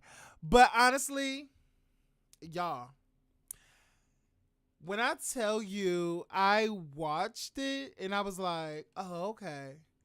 Like, I'll probably, like, honestly, y'all, I'll probably do it another time. I'll probably pre-record. Like, I'll probably watch it, then give my little synopsis of what the fuck happened on this live. And I will recap it. Like, I'll recap, like, the little bits. And I'll give you my full opinion on what went down with Dr. Heavily. And I actually want to see the notes, but I don't want to rush it because I'm already 2 hours in. Make sure y'all like, comment, and subscribe. My birthday is Thursday. It's Thursday, and I am turning the big 32. I will not be live. I will not be live Thursday. No Kiki panel at all. No shade. I will not be. I'm not doing a Kiki panel on my platform. Yes, because I will be celebrating my birthday. If Harviana wants to do it, she could do it on her channel. I'm probably gonna talk to her about it or whatever. And we're gonna do it to it. Honestly. Yeah, and for this weekend, I want everybody to, so going forward, Thursday, I'm not gonna be on live the entire weekend because I will be in Philly. The weekend of Christmas, and I'm going to Philly. I cannot wait. Yeah, I can't wait. I wanted to get out of New York. I didn't want to stay in New York for my birthday. I wanted to go somewhere. So, now I'm going somewhere and we're going to be good. Like, honestly, I can't wait. Yeah. So, more details will definitely, I will tell y'all more, but thank y'all for coming to this live. I know it's like a different setup. I am literally streaming on another streaming service. And as y'all can tell that I'm actually not on StreamYard because mostly I be on StreamYard, but I'm on streaming from another streaming service, which is OBS or whatever. So I like it so far. I really really like it, and I like the whole setup, and it's super dope. So I think I'm going to keep doing this and keep doing it like this, and it's gonna be good. It's gonna be tea. And I gotta sprucing it up just a little bit and get some fine tunage out of this whole thing. So yeah. I cannot wait. I cannot wait. Okay, I cannot wait. So with that being said, guys, have a great night. I want y'all to like, comment, and subscribe to my channel, Aaron Wise Out TV. Click that notification bell to be notified whenever I go live. And also, please follow all of my social medias in the description below. It's not there yet, but hopefully while people are replaying this video, it will be down there shortly. Okay? Please, y'all, please have a great night. Get money, bitch. Do your big one. Don't let nobody stop you. And create your own happiness. Because I am. Later, guys.